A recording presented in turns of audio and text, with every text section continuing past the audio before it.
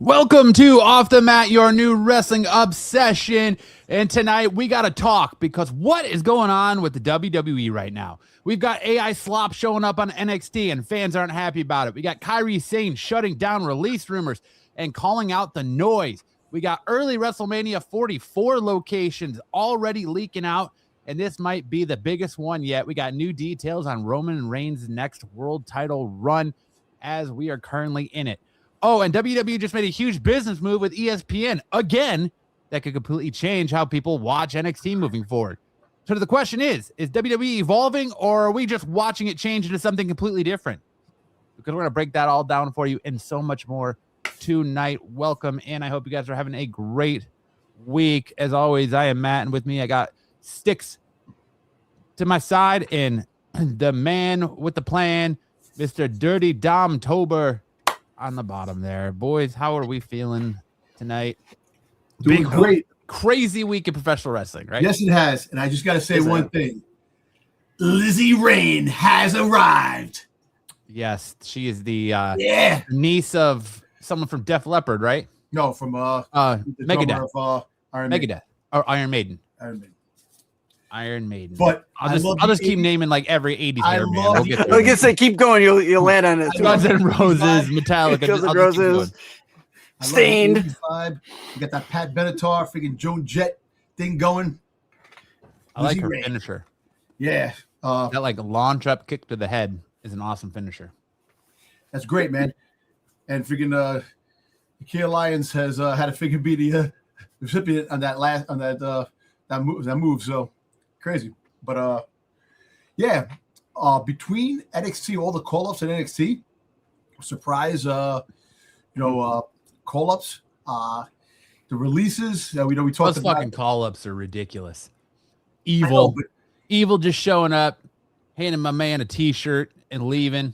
And some guy they don't even know, which I like that nobody knows this kid. I know, and he's from the Indies. Oh, man. He's yeah. really good. Yeah, he's super indie. And Vic Joseph was like, "What is this? A fan? Is this He a looked fan?" like a fan at the beginning. Yeah. So, But you got a couple of roster move ups. That now NXT, and we have some more call ups that are coming up. Blake Monroe got buried. She a funeral. She's showing up in SmackDown, and Ricky Saints gave his vest to a young lady in the stands and gave his goodbyes. Main roster call-ups.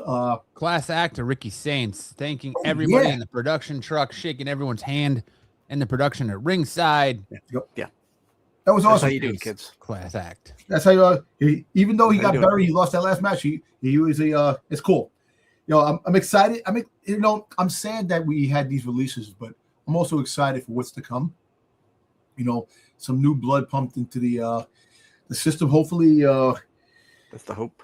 they don't get thrown to the wolves and get destroyed. Ethan Page is already in the Intercontinental Championship picture, which I like.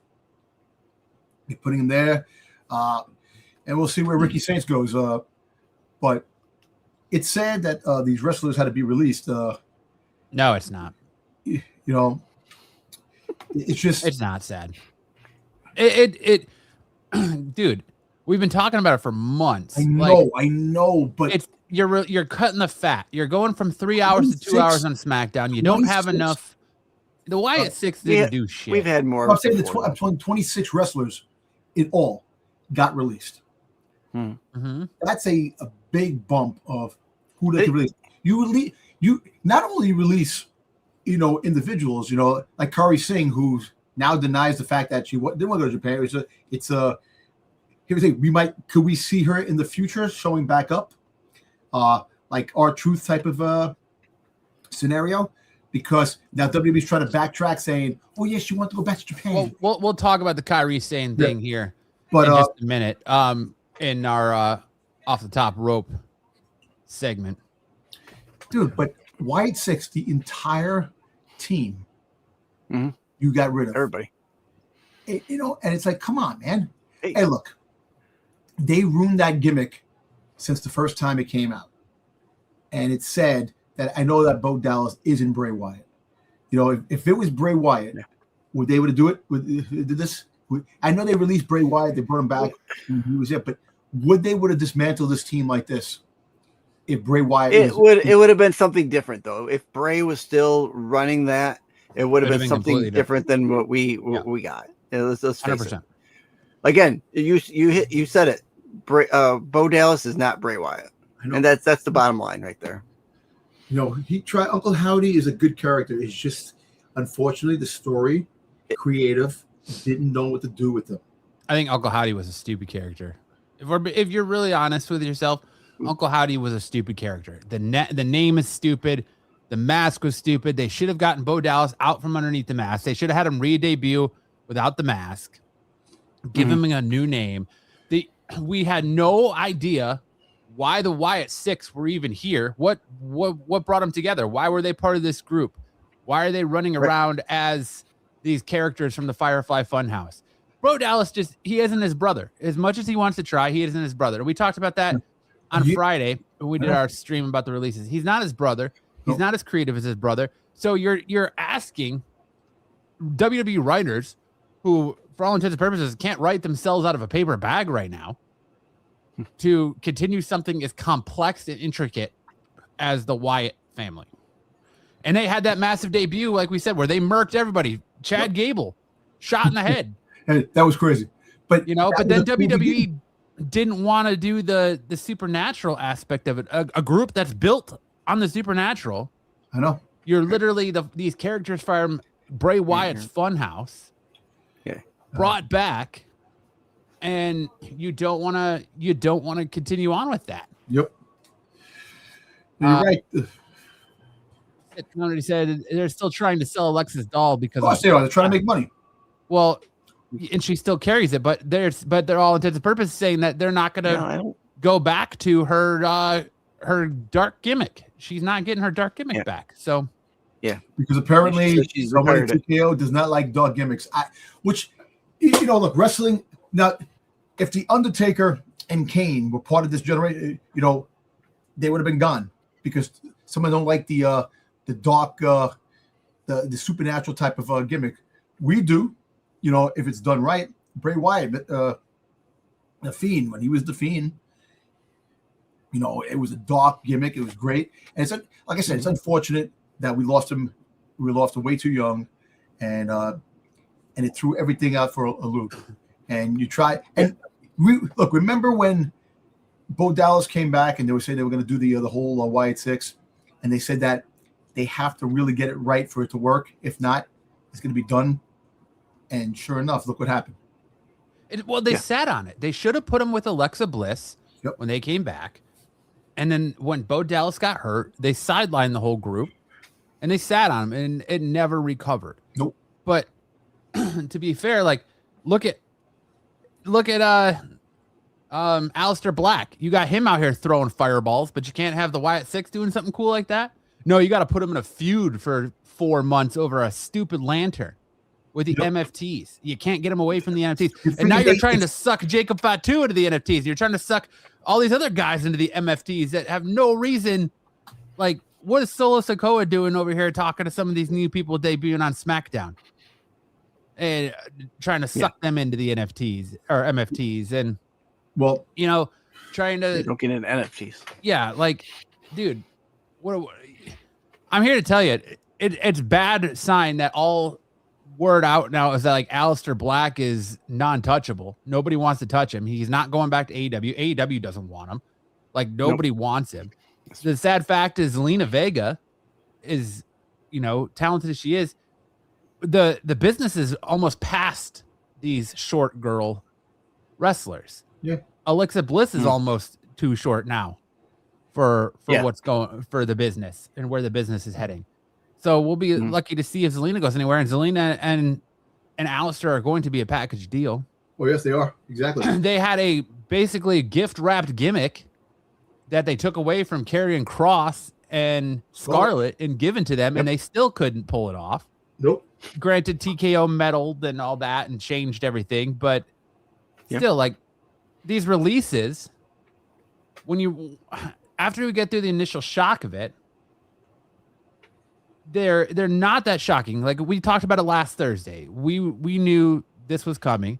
It was just it wasn't a matter of if, it was a matter of when. When, right? But in the crazy things is that we didn't expect it to be like this, Well, but hey, look. That being said, you got SmackDown going from 3 hours to 2 hours. 2 hours you now. Got a bunch of people in SmackDown that they're not doing anything with, so they had to release them. Why sit there and pay them? And some, they just, and then they came out and announced, oh, well, we're re-signing Triple H for 3 more years. That doesn't mean shit. Nope. Apparently, rumor on the street is a TKO severance is 3 months pay. So I think they only re-signed, really, honestly, they only re-signed Triple H until The Rock and Brian Gerwitz are ready to fucking roll in and take over. Yep. And once that happens, and rumor has it, he's already writing smaller stories, Gerwitz is. So The Rock's already got his boy in place. So whenever The Rock's done getting pulled over and doing shit in Hollywood, he'll come back to WWE and take over creative, and Triple H will get it bounced. Yep. Sad fact of it all. But yeah. All right. Let's we'll talk about more about the releases, I'm sure, throughout the night. Yep. But let's get into our top rope takes. And if you're just joining us after following us on Friday, welcome. Top rope takes is where we have 5 topics, 2 minutes apiece, and we talk about the hottest news stories going on in professional wrestling. And we're going to start here with WWE using some AI slop on NXT. We got a vignette on NXT this week from Zarya talking about how she has surpassed Sol Ruca and left Sol Ruca in the dust. And even though the premise of the vignette was really, really cool, you're really taking away a lot from the professional wrestler, that you're not even letting them cut a promo anymore. You're using AI to cut promos for them.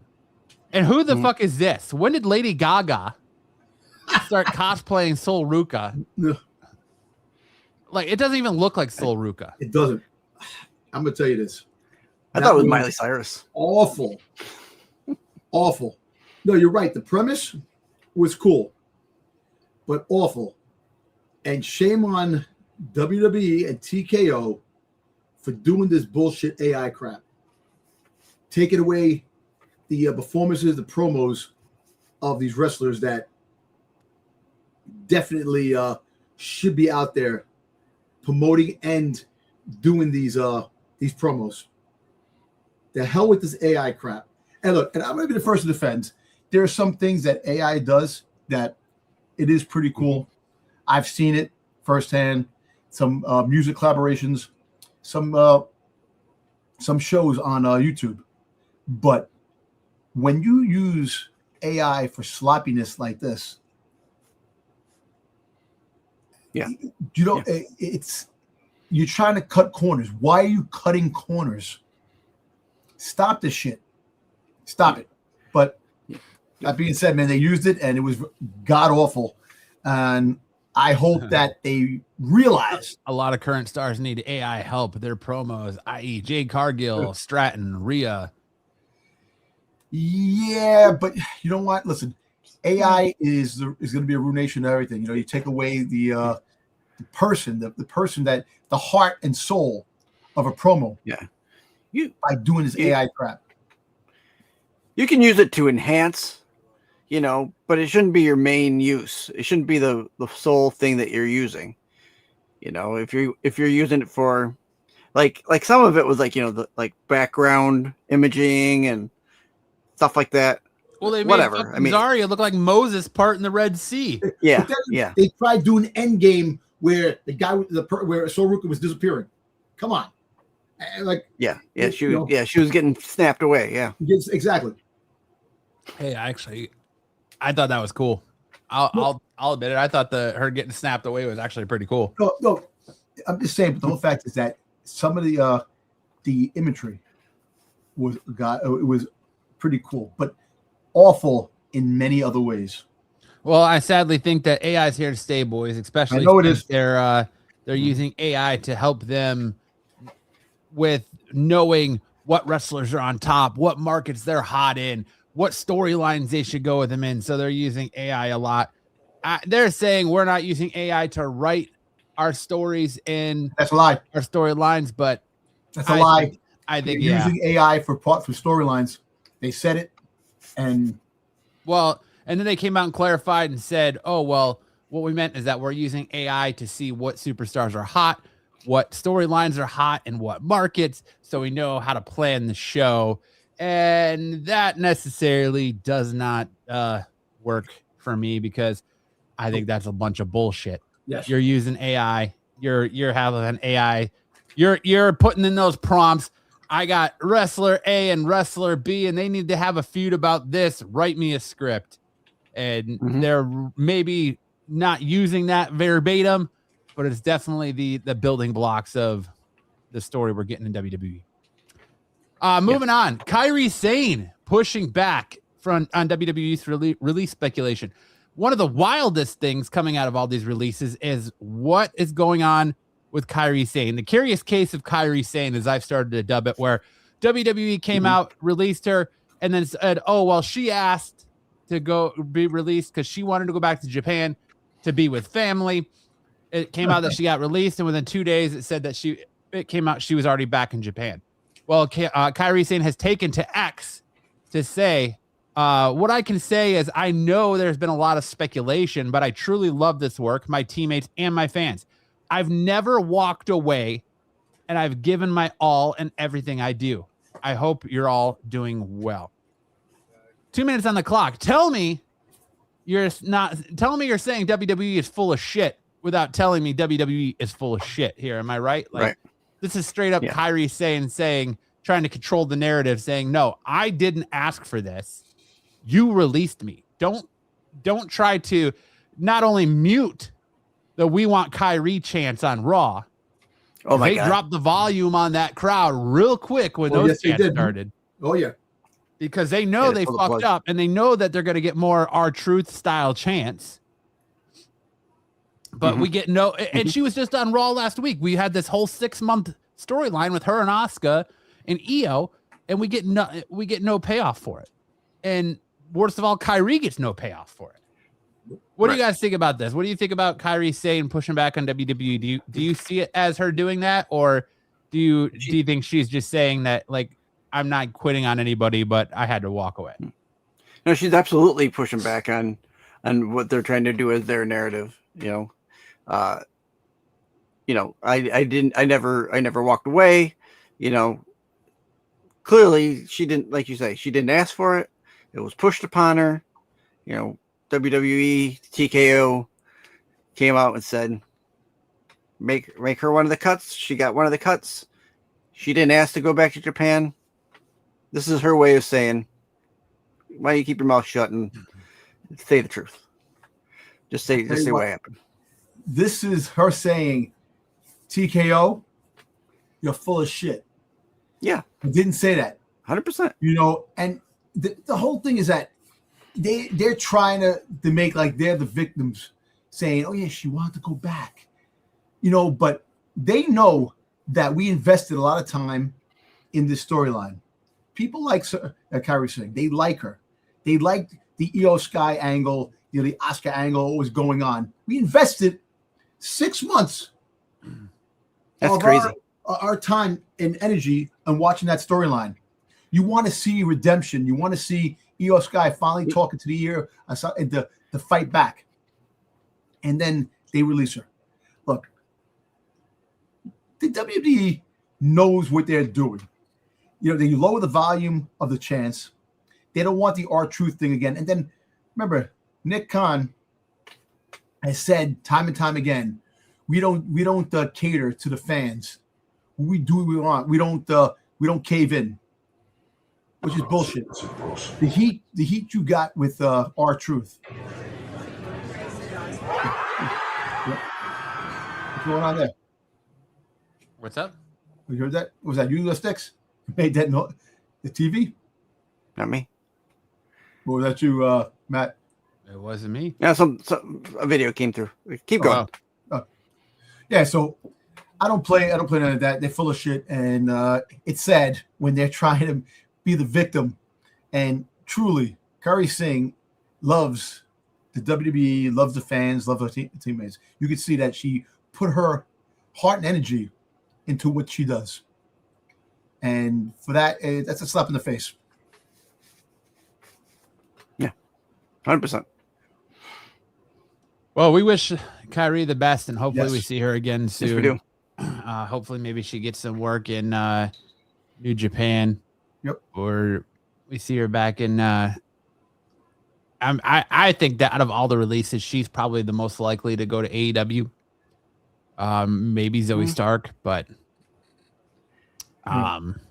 it's too bad with the Kairi situation. Right. Yep. Yeah. WrestleMania 44. We're not even at WrestleMania 43. We already know that. It's locked down solid to be in Riyadh, Saudi Arabia.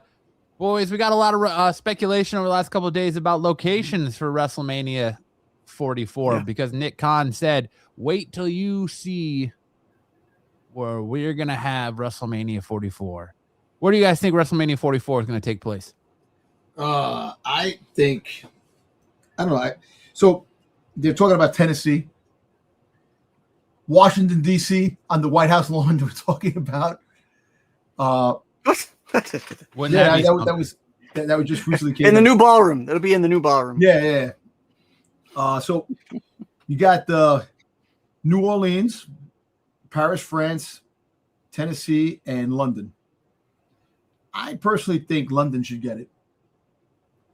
You know, well, you got to remember. Did you say Indianapolis? Yeah, Indianapolis, Indiana. Yeah, because they have that deal that they signed a few years ago where they're supposed to get the Royal Rumble and a WrestleMania. Yeah, Caesar's parking lot, like Mania 9. Right? It's actually good. Yeah, true. Up behind Costco's. In the Walmart, they said in the Walmart parking lot. I seen that one too. Yep. Yeah, you know what? Look, if you're gonna do international, see, me personally, I'll be totally honest. I think WrestleMania should always be in the States. Other pay-per-views you could put out and go international and do what you got to do. WrestleMania should be a homegrown establishment here. So I don't agree with that. I think the European wrestling community has proved its weight in its fandom and how they've treated the sport when they get it over there. And I think if you need proof, go watch AEW from Wembley. Right. And I think Europe, like London and France, is more easier accessible for fans from here than Riyadh and Saudi Arabia. A lot of our fans aren't going to go over there, in my opinion, because it's just an unstable area, and it's not an area people want to travel to. Nope. In reality, where London or in the UK and France, those are places people go all the time. Yep. People go there all the time for vacations or what have you. So I can see them do it. And I have no problem with it. Let's pack our bags. Let's go to Saudi Arabia. I ain't going there. No, thank you. No. And if it's Nashville, Nashville's not too far. I mean, I wouldn't mind going out at least for the experience. I don't know if I'd go to the actual show, but the Tennessee, a lot happens in Tennessee, man. Rock and roll, city. It's a great atmosphere over there. Country music capital. Yeah, the country music capital. Country. I'm sorry, country music. But it's like just rock. It's music. It's music. Yeah. Right. I'm sorry. My history is a little rusty. I'm sorry. I should know that. But I was honestly waiting for you to be like the Rock and Roll Hall of Fame. I was like, nope, that's Ohio. No, I'm just saying rock and roll. I'm just saying that the music, the atmosphere, the burgers are great over there. That's what I can honestly say. But burgers. But New Orleans. Dom's going to pick where WrestleMania is based on the burgers. Well, hell yeah, man. Burger after burger after burger after burger. Listen, if any place should get it, London, should be the spot. If they, I think it should be London by default now, because how are you going to give Saudi Arabia a WrestleMania before you give one to London? Exactly. So if you're going to have WrestleMania in Riyadh next year, 2028 should be London. They've been talking about it forever. Pull the trigger, show AEW what it's like to put on a real wrestling promotion in Wembley Stadium, see how crazy they go, actually put together a decent card, and let's pull the trigger and for sure do it in Wembley. I think so. Yeah, like Stick said, so many fans would go over there. I think they'd have a great time, even regardless if you don't go to the show. They would go over there just for the atmosphere, the raucous crowd. And you know, this year, from what they're saying, they're gonna go do one night of WrestleMania in Riyadh. The SmackDown before will not be in Riyadh, and the Raw after will not be in Riyadh. So they're gonna be in and out during that event. So what do you do? Do you only send half your roster? Do you only send the people that are going to be performing in WrestleMania to Riyadh, and everybody else stays back, and then you try to put a Raw or a SmackDown on? I mean, SmackDown's not as bad because you're on Friday, so they have a whole week to get back. But you only send half your roster, your performers on the show, and then the rest of them head to Monday Night Raw for the Raw after Mania. This is going to be my speculation as far as that goes. Have SmackDown and Raw in Europe, somewhere near. You do that so they don't have to come all the way back to the United States. Go to France. Go to Germany. It's right there. It's like a 3 or 4 hour flight instead of a 12-hour flight. Have the Raw after Mania in London. There you go.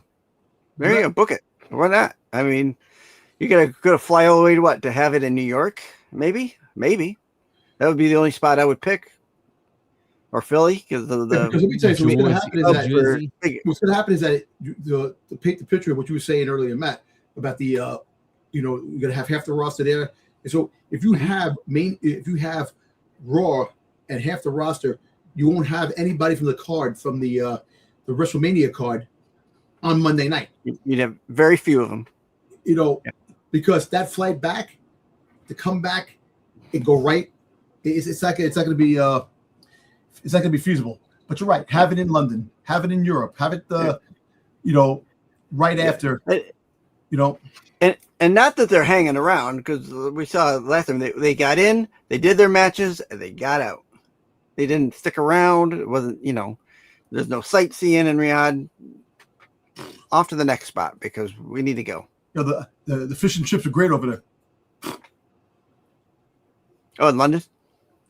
No, in freaking Saudi Arabia. Oh, Riyadh? Oh, sorry. I guess. I hear they got good burgers over there, Dom. Wagyu. They probably do. Actually, there is a place. There's a place in Saudi Arabia. They advertise. They have Wagyu steak. Oh, steak. It's a steak, yeah. Well, no. Burger. They have Wagyu burger too. They make burgers out of it too. They freaking shred it up to make chopped meat, and they freaking make the burger. Get cultured, Sticks. Jesus. Come on, man. I gotta stop going to Pizza Hut all the time. Yeah. Pizza Hut. Nobody else Pizza Hut, baby. We got some title or apparent plans for Roman Reigns' world title run revealed. Fightful is reporting that there is no internal pressure on Roman Reigns to match his previous reign, which lasted a record 1,316 days before Cody Rhodes ended it at WrestleMania 40. The report notes that the goal this time around is to simply stack accolades and deliver strong TV storylines rather than trying to reproduce Roman Reigns' previous title run. That is pretty realistic approach, since what Roman Reigns did last time and his last run is widely considered one of the most dominant championship reigns in history. Boys, 2 minutes on the clock. Do you feel like this is a good direction for Roman Reigns' current title run? Be honest with you, I would love to see him lose the belt in Backlash. I would love to see him lose it to Jacob Fatu. You really want to make a crazy story happen? He loses the belt, and Jacob Fatu has that, and that storyline you can really work around that. Having Roman Reigns like, what the hell just happened? Type of scenario. Because look, we all know that he's going to be holding the belt hostage again Till WrestleMania, at least till he drops it to Seth Rollins. Exactly. and then Seth Rollins is going to lose it to whoever. But he shouldn't hold on to the belt for a long period of time. Like, he should hold it for a couple of months, and then boom, lose it. But like I said, I hate when they build up the storyline. Jacob Fatu, this or that. He's not going to. If WWE pulls that off, that'd be one of the best things they could possibly do. Having Jacob Fatu win the belt and surprising everybody and shocking the wrestling world. No. You know what? You're right, to commentary. I don't think I can take Roman Reigns for another year. I like Roman Reigns, but I just can't. I don't think I can. Yeah. I don't think I can. That gives you that level of unpredictability, though, if they take the belt off of Roman right now, because everybody and their brother thinks, so Jacob's not winning that belt at Backlash. It's going to stay on Roman. That gives you that unpredictability that we're all, I think, desperately seeking, because if we're being 100% honest, the bloodline stuff is it's only been a couple of weeks and it's already stale. Yeah. Roman isn't doing anything but coming out and cutting promos with Jacob Fatu. The Usos are nothing more than lackeys standing in the background. I mean, this time on Raw, they're back there like doing, like, mimicking along with Jacob Fatu when he's like, yada da meat and all, and all gas, no brakes. They're back there basically reciting everything he's saying, hyping him up. So I think you want, like, the story. He loses the belt. The freaking Usos go with Jacob Fatu, and Roman Reigns is like in a state of shock. What the hell? Like I said, just that unpredictability right there would be gold.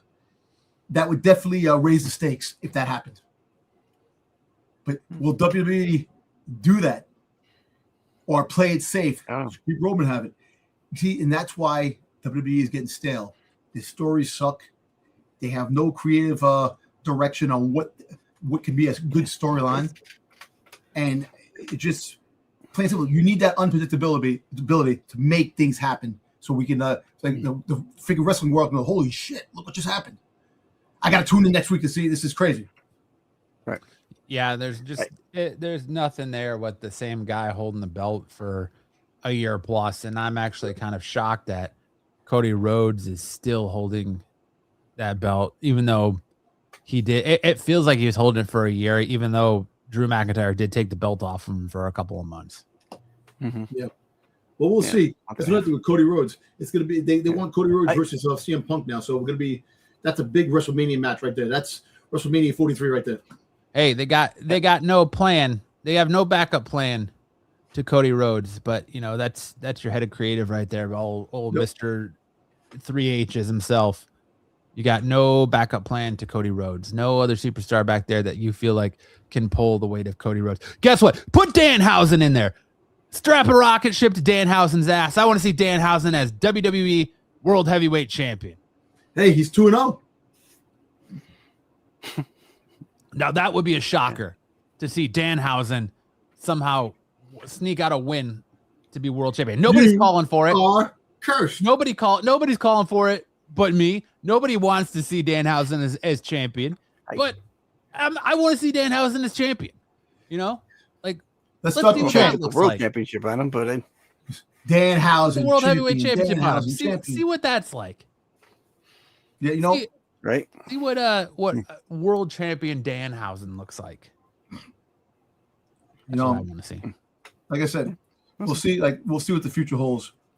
With Roman Reigns and this championship run. Yeah. I just, like I said, I hope it's short.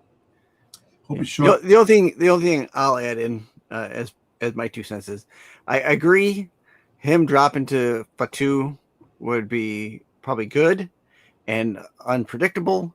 Unfortunately, I think they're gonna run the routine of Fatu loses, MFTs. You try to get him into his group. There's a small feud with them, and then we get back into him and Roman Reigns after like a month or two.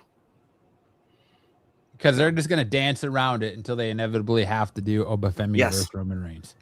Yes. All right. Next up, we got NXT. It was announced over the weekend that NXT will be now airing all of their PLEs on the CW.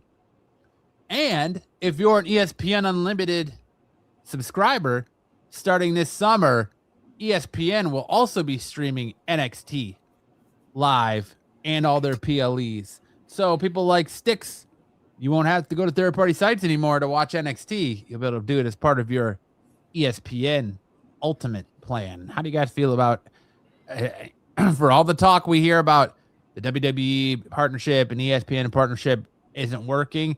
Well, CW just went ahead and instead of creating their own streaming platform and trying to put the NXT on their streaming platform and push another streaming platform, they just said, hey, let's just go ahead and jump in with the worldwide leader in sports. They've already got all the WWE PLAs. We'll just throw NXT on there and all their PLAs this summer. How do you guys feel about NXT joining ESPN? Makes kind of sense to a little bit. I mean, yeah, we don't want to see everything kind of be monopolized, but I mean, the writing was on the wall for Peacock. Writing was on the wall for Peacock. We knew that was ending at some point. Yeah, or Saturday night main events even still going to be on Peacock, or are they just going to be on ESPN? I think so, because it's an NBC produced show. Because I mean, I wouldn't be opposed to canceling my Peacock subscription at this point. I think that's the only thing you'll get on there. Me and my wife are talking about all the subscription packages that we have. We want to rethink it over and probably get rid of some stuff. It's just too much. It's way too many. It is a lot out there. Yeah. So I mean, I don't want monopoly, but again, the writing was on the wall. Monopoly. I actually think it's good because NXT needs a brand like the CW is going to have the pay-per-view. So CW is teaming up with ESPN. It makes sense. It's a WWE product. You put it together on that show, so you have. Hey, look, I'll be honest with you. Sometimes I have a hard time. I don't have. You need the app for the CW to watch the damn show. I try watching it sometimes. I can't even get it on the damn thing. So if it's on ESPN, I have the ESPN package. So now I can watch the PLEs and I can watch certain things. So it's good because they put them more in the spotlight. The PLEs on ESPN. And these are up and comers that are going to be taking over the main roster in years to come. So that's a pretty good thing. I'll tell you the one thing that I think they need to do, and it's tell me if I'm wrong, because I probably am. You're wrong. Thanks, Dom. Yeah. If do they? How can you watch SmackDown? I don't get it on Hulu until like a week or two later. It seems there's USA doesn't have a replay channel. It doesn't go onto ESPN or. So how do you watch SmackDown? I watch like the next SmackDown day? On Sling, and I pay $50 a damn month for friggin' But Sling. that's as it's playing. I'm talking about like the day after. I'm talking the day after. The only way to watch it is replays on YouTube because at the end of the day there is no replay. Right. Or get a VPN and watch it on Netflix. Yeah. Okay. That's my only gripe with WWE is I can't watch SmackDown. VPN aside, I can't watch SmackDown the day after in full. I can watch the highlight clips on YouTube, but to be honest with you, I think that's the best way because SmackDown. Well, it has been the best way because SmackDown's been nothing but horrible. 3.5 hours of slop. And now we're gonna drop down to 2 hours. Go back down to 2 hours. And it still will probably underperform because it's got terrible story, terrible writing, terrible storytelling. Hopefully Ricky Sane. I mean, the sad fact is you can put Blake Monroe in there with a paper bag and she's going to put on a banger of a match. But, could the rest of the roster really hold up? Like you got watch a wrestler way out of a paper bag. Yeah, you got Ricky Sane. Like it goes to show. Look at Fatal Influence. Obviously, WWE is high on Fatal Influence because they had 2 segments on SmackDown last week, and on top of that, and they put JC Jane in there with Rhea Ripley. She got the Dominic Mysterio friggin' great noise, man. That tells you something that they're high on her, and she is a great villain, a great heel in WWE. Already, she's getting the Dominic Mysterio friggin' hate, So that's that tells you something, man. That and my hat's off to her, because I've never been the biggest JC Jane fan, but she performed. She showed up and showed out on SmackDown on Friday night in her debut, hands down. Oh yeah, definitely. I've enjoyed her. So all right, this is called the shoot. I'm mixing things up a little bit. What I want to do with the shoot now is this is your free reign to. I know 2 minutes isn't a lot of time. It's a free reign to talk about any of the topics we had in our top rope takes a little bit more in depth, or anything you want to talk about professional wrestling related before we get into the Dirty Dom Dirt Sheets. Sound off. Is there anything that we talked about that you guys want to touch on a little bit more? Actually, the AI stuff, really quick. Let's do it. You know, it's scary. Like I said, I know it's here to stay, and it's scary where they're cutting corners and they're taking people's jobs away with the AI stuff. You see, AI should be used for certain aspects, not all the aspects of what the TKO is trying to do. You know, already that the whole the Zarya and the Saruka thing, that took away two people who are great on the mic. They can actually talk and cut a great promo. You took that away by putting the slop of that AI. You know, and moving forward, we're going to see a lot more of this. Now, the problem is now this is the answer. There's a question: are they going to start to try to make it better? Because now all the feedback and the crap that they got about this with this. Now, do they look at themselves and go, "Listen, no, we're going to have to do better," or are they going to continue to do the same shitty AI and stuff like that with SmackDown and Raw and other whatever else they decide to do these? I mean, it's AI always evolving, so I think it's going to get better and better. Next week it'll be better than it was last week, and so on and so forth. So I definitely think that WWE will continue it, because they have received some big praise from the likes of Bully Ray over the whole AI thing, but it's got a lot of fan backlash. And when I saw it, I was like, what in the AI slop is this shit?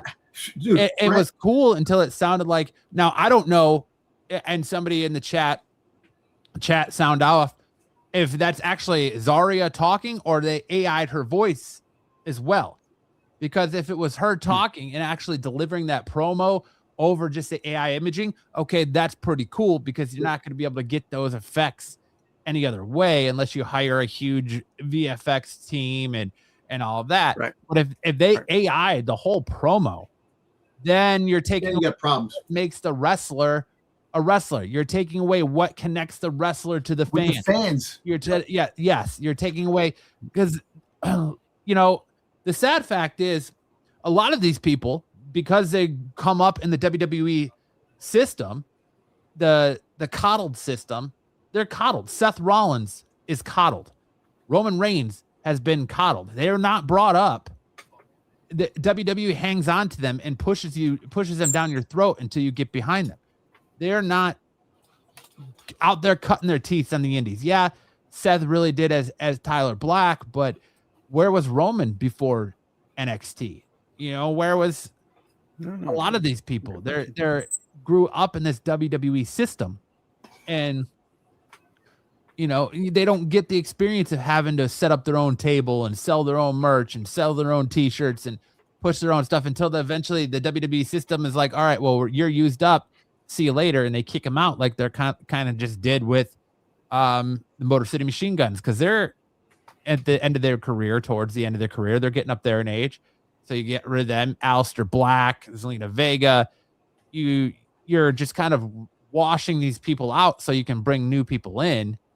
And they don't really know what the indie system is like, the pre-WWE system, because that's where they came out. Now, Aleister and Zelina kind of do, and Motor City Machine Guns as well. But I just think that you're with the AI to bring it back around, you're taking away of the old school mentality of pro wrestling.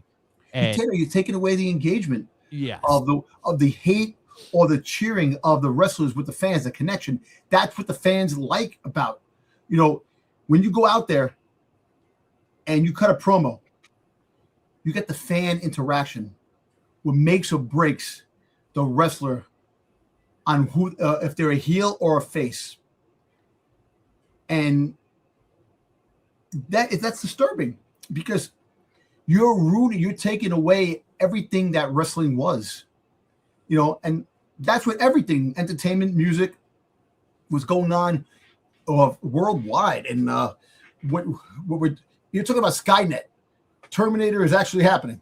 If you really think about it, and it's sad, but and you hit it on the other head, Matt, with the if they AI'd Zaria's voice, that's BS.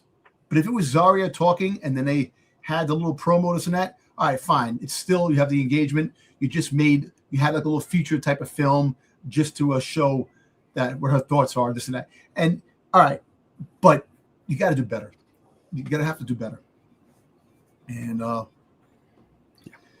that's all I want to talk about that, because it's going to keep coming up, because there's a lot, like as time goes on, it will get better. They'll master on what needs to be done to make it as real as possible. Yeah. And enjoy it's going to be a situation. It's going to be our situation of how they use it, where they use it. Already and I would say this, it's already gotten better since the last time they used AI, when they had Dominic Mysterio holding the AEW belt. So, well, yeah, there's a lot of difference between AI and AI photos and AI video, but AI they act me. Yeah, it's just gonna keep getting better. To go back to the Kairi Sane thing, man, I just the WWE releases are very. We knew they were coming, and I'm not gonna sit here and do fake outrage, but if you're with Kairi Sane, if you're R-Truth for that matter, if WWE releases you, and then the fans throw up the we want Kairi, and WWE listens, and they come back to you and say, listen, we made a mistake. We want you to come back a second time, because she walked away the first time because she wanted to go back to Japan. But I think her contract was up then. Do you go back? I believe so. Would you go back? You know what? I would sign on the contract saying that, you can't release me for a third time. There's got to be something in the contract. And you definitely, I would definitely, more money, you would definitely ask for more money or something like that. I don't know, because now, like, you got to feel a certain way. Now she said they said one thing, she said the other thing. It's kind of an awkward situation now. You go back, but the fans, and look, it has nothing to do with TKO. It has everything to do with her and the engagement of the fans. The fans want her. They like her. She's a likable person, a likable character, and you see the emotion of the fans when freaking Asuka was always yelling at her, and that she, in her mind, the way she was doing things, and they even upset when she became somewhat heel. Asuka turned to become a heel. So, if I was her, you know what? You want to please the fans and have her come back. But I think, to be honest, man, for them doing that, I would look elsewhere. And, her weight in gold is definitely is out there. There are people, she's a very talented wrestler. She's got the moves, she got the look, she's definitely what wrestling's all about. And another company should snatch her up and say, look, this is what you lost, WWE. And like I said, that's up to them. But it's also up to her too, because she loves her friends, her teammates, and she loves the WWE.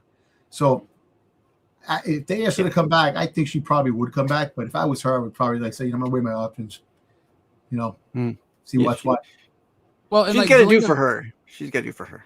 Like Zelina Vega took to her Twitch stream and said that she got a phone call for TKO. And we talked about that and how, TKO isn't this. But then when you really think about it, when you take yourself out of it and you sit back and kind of take a couple days to look at it, yeah, it makes sense the phone call came from TKO, because they pretty much wiped out all of WWE's HR. So their HR is probably handled by TKO. It probably came down from Ari Shafir and all them at the top, and they said, all right, we need to hit this dollar amount.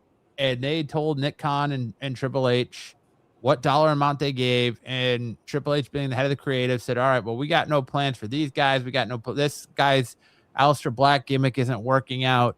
Kairi, whatever's going on. The Kairi one is just the one that doesn't make a lot of sense to me because she was just there on Raw, and she was in a storyline that was milking, that was good. Yeah.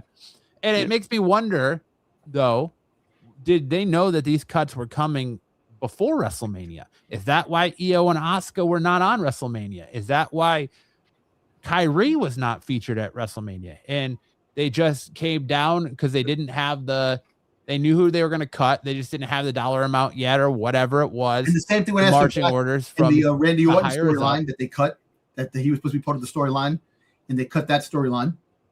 So you're right. That possibly could be. It could be. And so they didn't know. So she was there because, the Raw after Mania. And then the marching orders came down and said, all right, here's the dollar amount you need to cut, get to work. And Nick Khan and Triple H got their marching orders and they did what they had to do. But I think it goes back to what we were talking about on Friday, though, is it feels like you need to end the brand split. Yes. Because you just nuked all of NXT to bring it to the point where, your announcers don't even know who are debuting anymore.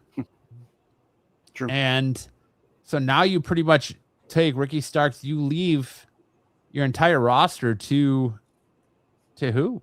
Who do you got? The face of NXT now, Tony D'Angelo. He's the NXT champion. Yes.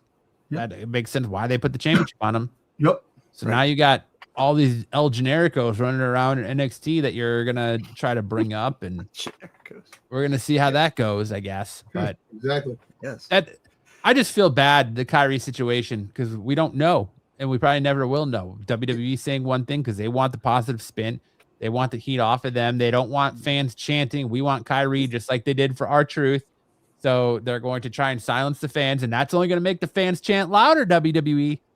I wouldn't be surprised if SmackDown tomorrow night, the crowd is absolutely raucous and you can't do anything about it because they know, and it's gotten around the internet that you turn down the fan noise on Raw and you very so noticeable. Can't hear the "We want Kairi" chants. You got WWE, TKO, shame on you. Well, or Triple H and creative. You've got WWE talent coming out and saying, "We want Kairi, we want Kairi." It's not a good look. And so then you try to pass the buck off on Kairi, and Kairi's like, "Fuck it, I got 90 days. I don't work for your company anymore. This is what I didn't ask to quit. I didn't ask to walk away. Nope. I never would walk away on my fans. I would never walk out on you. I got sent home." And who's to say?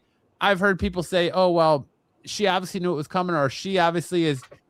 TKO and WWE story is legit and hers isn't because she's already back in Japan. You don't know if she didn't have this trip planned for months. You don't know if she was like, all right, well, that's the WrestleMania is a reset. I can go back to home for a little while. You don't know if she had some sort of family thing that she had to go take care of and she was going to be gone for a couple of weeks and just went home to take care of it and come back. They could have wrote her off just like they just wrote Stephanie off. And I told you guys going into WrestleMania that Stephanie was hurt. Yep. Yeah. And second degree sprain his shoulder. Yeah. That brings up a good question. If they knew she was going to go back to Japan, wouldn't you finish up the storyline? Maybe write her off TV so she could do that in that last piece of that storyline. That's what makes me think that maybe they knew the cuts were coming before WrestleMania because they were going to move on from the story. They knew that. But wouldn't you still do that? Wouldn't you try and finish? You already knew that you already knew that she was going to go home, and there was going to be no finish to the story. Now you're shifting your focus to that finish being Asuka and Io. So you have her go home, and you can cut her, and they no could harm, have no finished foul. it. They could have finished it at WrestleMania. They could have finished it at WrestleMania. Because they don't give a shit if you've got to sell, if your main residence is international and you got to sell your properties here and all that shit. They don't give a fuck about that. That's not their problem. Hey, look, TKO put it out there. Those wrestlers knew they were getting canned, and it kind of sucks. And, I still think there's more to come down the road. There's more to come before this year's up. And it's, it doesn't look like they're going to sign like any big. I know they signed some people for NXT, but like people that are ready for the WWE, like the main roster. I don't think they're going to be signing anybody anytime soon.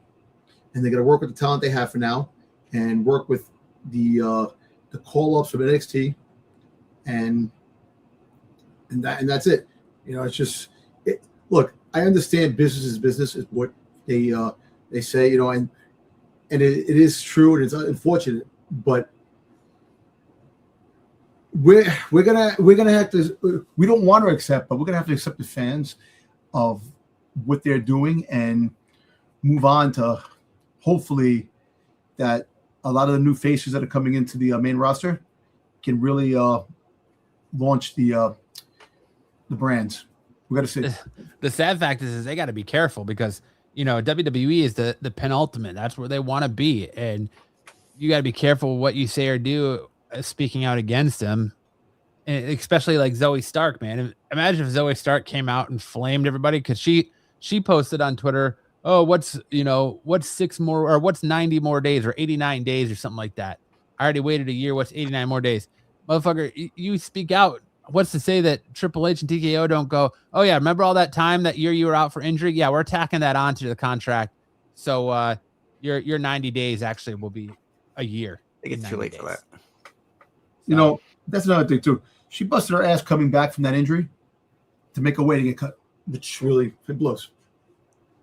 To get cleared before WrestleMania, only to get cut after WrestleMania. But, all right, that's enough of us shooting on our top stories today. Now we're going to hand it over for Dirty Dom, who's going to fill us in on all the happenings going on in the professional wrestling industry. Dom, what are the dirt sheets singing about this? All right. Let's go back to what we were talking about earlier about, Aleister Black and Selena and the Wyatt Six. So I was talking about that earlier. The PC, the PW Insider said reporting that someone big hiring TKO doesn't like the dark characters, the supernatural type of characters, and that's why those guys were taken out because somebody doesn't like them. They want this more of a PG, more of a kids brand. That's why. Remember when they were bought by Netflix and going to Netflix, they're going to be like rated R. There's going to be a lot of cursing, a lot of things going on, and then Triple H is like, nah. It's still a PG era. They try some stuff that's maybe a PG-13-ish, this and that, but yeah. So basically, the mass release is, and they're reporting that the dark characters, they said they were fired and they're released. And knowing, he goes, the thing is that it's great that this didn't happen when The Undertaker and like the likes of Kane and the Boogeyman and what's the group Edge and Christian dude, how can I forget this? FTR? Oh no, with Gangrel. Oh, the Brood. The Brood, right? If they were around, TKO owned it, they would have been gone a long time ago. And that's just saying, that's just the and it's coming from the PW Insider. So they get good scoops and obviously the truth of it, it seems legit that is the reason why the Wyatt Six and Aleister got canned. So that's that. Also, so AJ Lee's current WWE run is officially over. It's officially over, and they're saying they hope to her return to programming and matches in the future. Maybe SummerSlam, but we're not sure. Can see what happens. I think maybe if I'm a betting man, SummerSlam would be great, but I think more more of a Survivor Series when you have the women looking for teammates and getting grouped together, like she was in Survivor Series last year. I think you'll see her come back and do that. I think she did a pretty good job in her first run back. You know, she wasn't going to be a full timer. So, right, we knew that. So that's that. Let me see. So we talked about earlier in the chat that it seems like the WWE was politically forced to sign Zoe Hines, who was the niece of Robert F. Kennedy, and apparently she didn't do great in practice. They weren't impressed on what she brought to the table.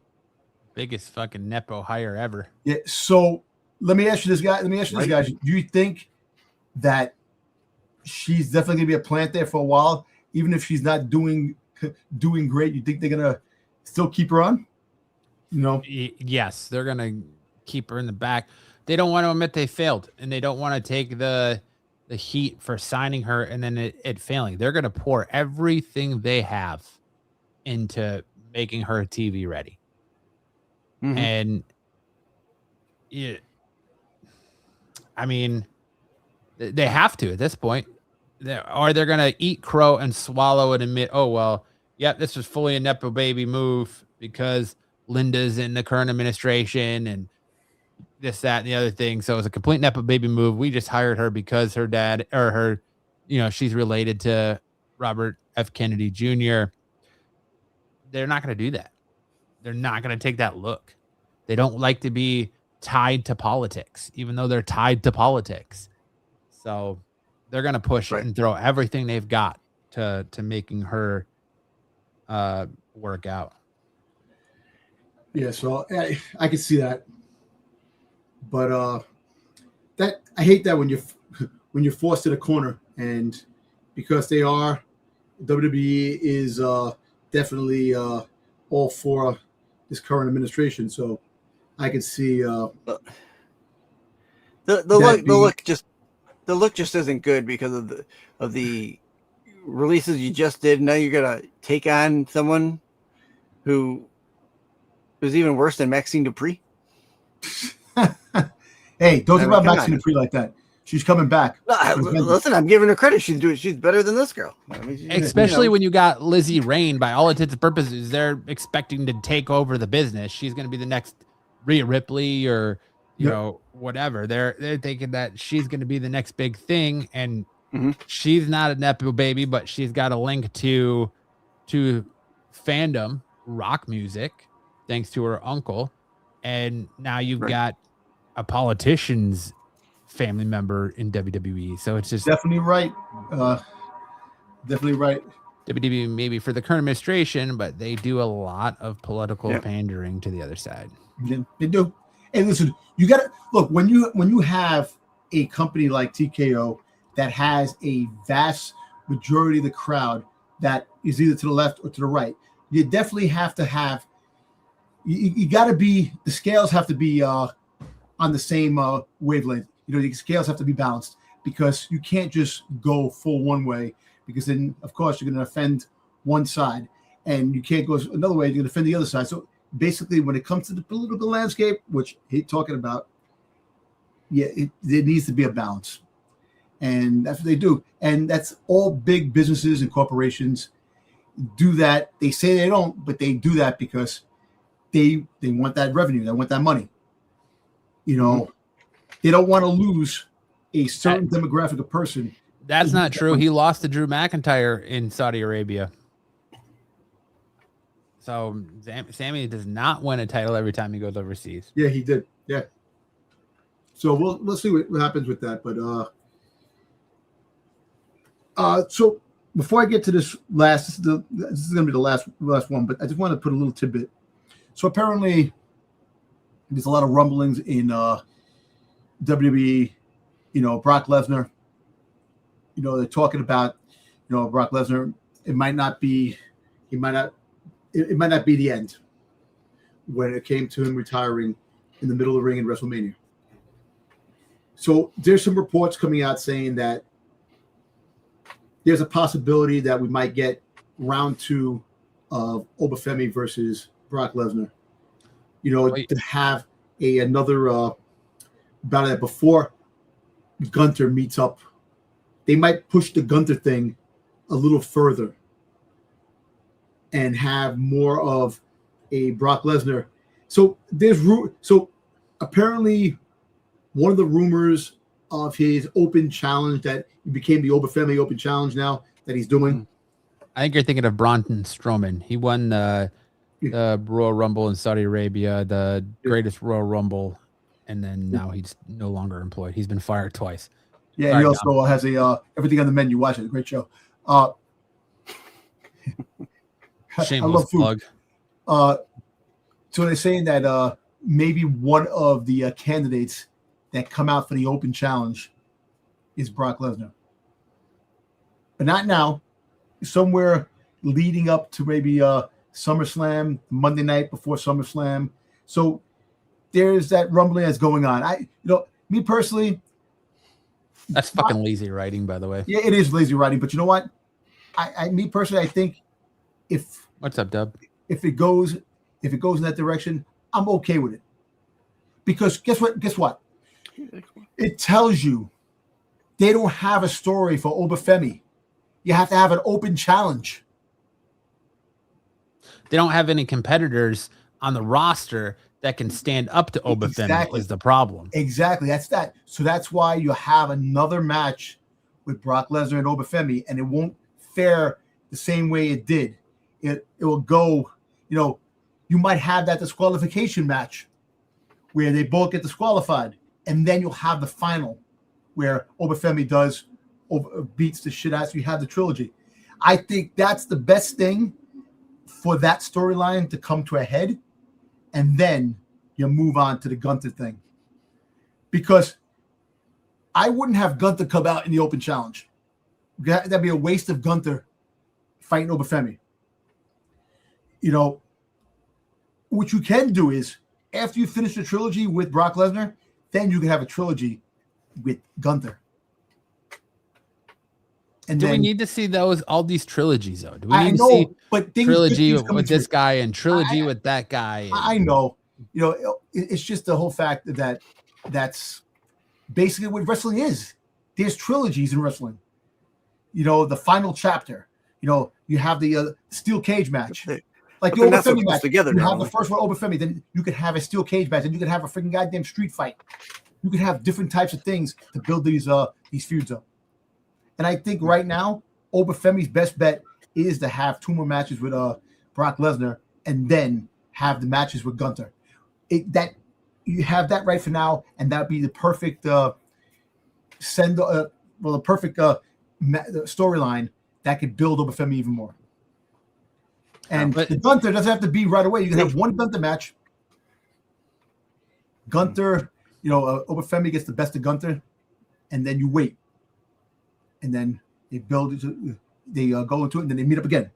But here's the catch-22 of that, Dom. Though that by doing that, they just officially ruined that by WrestleMania, because now nobody cares. There's nothing there. But no one's caring right now. Gunther gains nothing by beating Brock. The whole fact is, you need to use Gunther. He's not freaking retiring anybody anymore.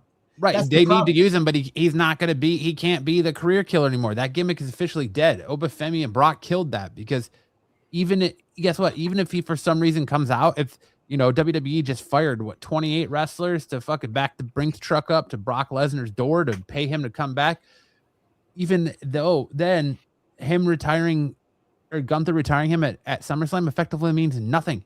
I know. Hey, Sid, listen. Obafemi is being built up to take down Gunther. That's the what's going on. Gunther is doing his thing, and Obafemi, they will meet.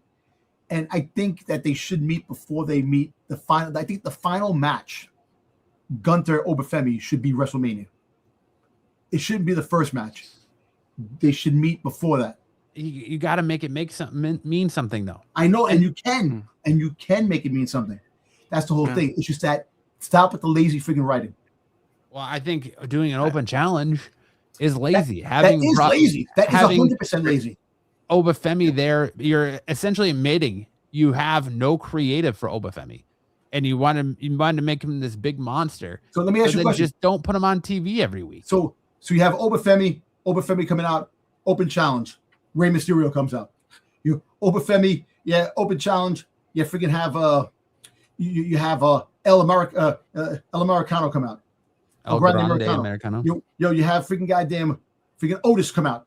You have Bronson Reed when he gets healthy come out. You have Braun Breaker. You have the Olsen twins. It's essentially what they do with everybody. Instead of feeding him jobbers, they're just going to feed him the main roster, and he's going to run through the main roster. And that's what I'm trying to say. So that's the thing. So you have to see what's what with that whole how it comes about. But anyway, that being said, instead of sending him purple testicles from right here in Cleveland, Ohio, they're just going to give him the WWE roster to run through. You might have him fight the freaking goddamn the Viking Warriors again. Where are they? They didn't get released. I don't know. Yeah, I don't know how that didn't happen. There's a lot of names. They're in AAA. I don't know why they're still there. The American made. You see, you're right. I hope they do build it. Like Dubs, that's what I'm saying. You got to build it up before it happens because it does sound boring, but that's the only option they have right now. You got to certain characters. You have to have. It works with certain storylines and trilogy type of. But that's the thing you had though. Like, if you kept it going. And here's where the creative problem with Triple H comes in. We've talked about it ad nauseum. Gunther had nuclear heat. You don't get that kind of heat in WWE anymore. He had nuclear heat after making John Cena tap out. Yep. And what did they do? They had him come on TV, call John Cena a bitch, taunt him. Cool. And then you go to AJ and they take him off TV so he cools down. Then you give him AJ Styles. And again, I don't know how you catch lightning in a bottle twice, but you fucking did. They caught nuclear heat again. They took him off TV and set him down again. And then came the Brock Lesnar stuff and the Rey, he's supposed to retire Rey Mysterio at WrestleMania. And then that didn't happen. Now Rey doesn't want to retire him. He was going to have Jericho do one retirement run, and Jericho doesn't want to be retired by him. Nope. And Brock abruptly retires. So effectively, Gunther is dead. Nope. The Gunther push is dead. You build Gunther up. Just feed him the guy. You had that nuclear heat. You could have built him up to be one of the greatest heels. And then finally, when Obafemi beats him, Obafemi becomes the next big thing, bigger than Roman Reigns, to carry the company. But give it Oba's already there. I think that's the problem where they're having a trouble is that Oba is already organically over. They didn't do that. He did. So, and it's the same thing with Jey Uso. It's the mystique and the allure of the music, the strut to the ring, the chant, all of that, his package. But if you don't have good storyline for him and just feeding him guys in an open challenge isn't it. Like, if you don't have creative for him, keep him off TV. Have him show up, have big matches against Jacob Fatu, big matches against Royce Keys, big matches against whoever, Seth Rollins, whatever. What are you going to do? March fucking Omos's ass from AAA down here to fight Obafemi because you got nothing else? You got to find a guy whose stature meets Obafemi's? Yeah. And that's the thing. Well, look, that right now, the only option is they have nobody in the roster. They got rid of half the freaking goddamn roster, guys that actually could make some impact. Only SmackDown. They only got rid of I know, but could make some impact. Like, that's why you have the open challenge. It shouldn't just be on Raw. It should be SmackDown guys coming in to fight Obafemi too. They really shouldn't have an open challenge, period. It's just lazy. I know it is lazy writing, but to hell, if you have an open challenge, it's got to be on both rosters. And also AAA, NXT, anybody can come up to freaking fight Obafemi. That's what it should be. Raw effectively did announced two open challenges on Monday. You got the Becky Lynch Intercontinental Champion Open Challenge, and you got the Obafemi Open Challenge. Yep. After they announced, oh, hey, look, after Little Yachty comes out and says, hey, man, Trick Williams, yeah, we're not doing that anymore, man. He's not giving out any more open challenges, man. That's done. There's no more freebies for that United States Championship. That's done. And then WWE was like, all right, well, we'll just take an open challenge over to Raw. And Oba Femi comes out and open challenge. Becky Lynch comes out and open challenge. That fucking Becky Lynch open challenge, man. Asuka and Becky Lynch put on a banger of a match. Or not, sorry, not Asuka. Io Sky and Becky Lynch. That was good. How are you going to put Io Sky in a mid card? How are you going to have your biggest baby face all of a sudden in a fucking mid card? I still go back to that should have been Sol Ruka a week ago. Showing up to answer that open challenge. Imagine the pop she would have got if Sol Ruka came out and beat Becky Lynch for the Intercontinental Championship the night after WrestleMania. In the mid card, she should have fought Julia. We should have had that. I still think we should get that, even if the United States Championship isn't there. Anyway, so that being said, let me finish off the Dirty Dom sheets and we can go off on the top of the thing. The last thing has to do with the AI too, again, a little bit, but here. So it says, this is from Sports Bash. It's a wrestling, publication.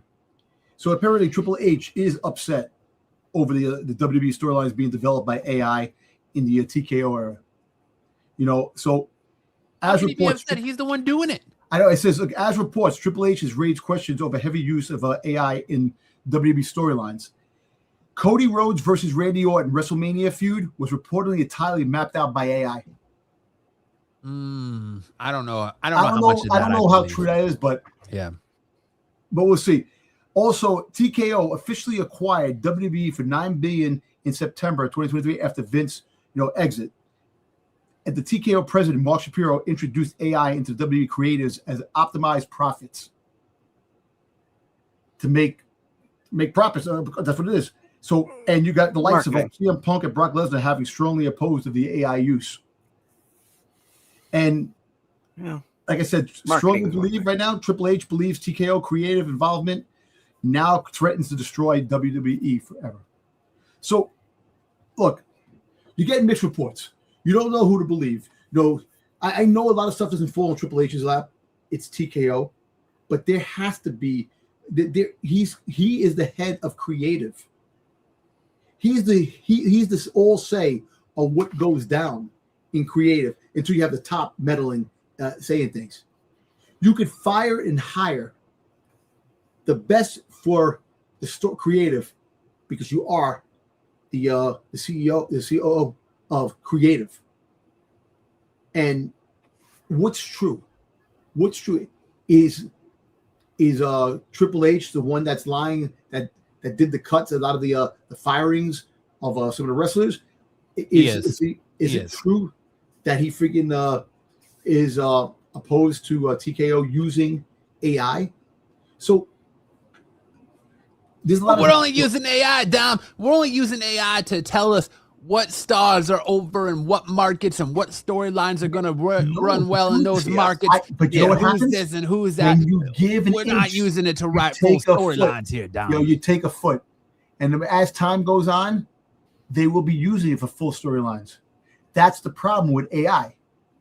You use AI a little bit, I'm just going to use it a little bit, and next thing you know, I already think they are. I think when Pat McAfee backed out of that finish, I would not be surprised if they threw that in ChatGPT and was like, "Oh, all right, this is what we had going. This guy's gone. How do we do this?" And that fucking whole finish was just AI'd out. Yeah, I wouldn't be surprised if it was. It wouldn't shock me if that came out. I'm not saying it was. I'm just saying that would not shock me if that came out because it was a clusterfuck like AI can be. And then TK goes, "What?" He goes, "I'm the problem." Yes, you are the problem. TKO is only the problem in the stack that they can meddle. And, we got to talk about that too. Yeah, they came out and Shafir said, we're the head of creative. Everything goes through us. We get the final say. Sure. But they're not sitting there making calls down every day and being like, you need to change this. You need to change that. It's Triple H and Nick Khan running the day to day. They just can call down like they did a couple years ago with The Rock and say, listen, we need to change this main event. And they did this year with Pat McAfee. Hey, we need to get our guy Pat McAfee in here. Got to get our guy Pat McAfee in here. And so they changed the whole Aleister Black angle and fuck everything up. The last 2 years, they've done that and fucked everything up. Maybe they need to rethink shit and stop meddling, or at least if meddle beforehand. Be like, this is what we want. This is where we want to go. Triple H, Nick Khan, make it happen.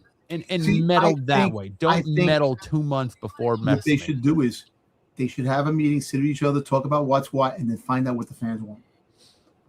And then they sit there and say they don't give a shit about. I don't give a shit, but the fans are the ones that freaking cheer and boo and freaking force you out of freaking goddamn your socks. You need the fans' input sometimes.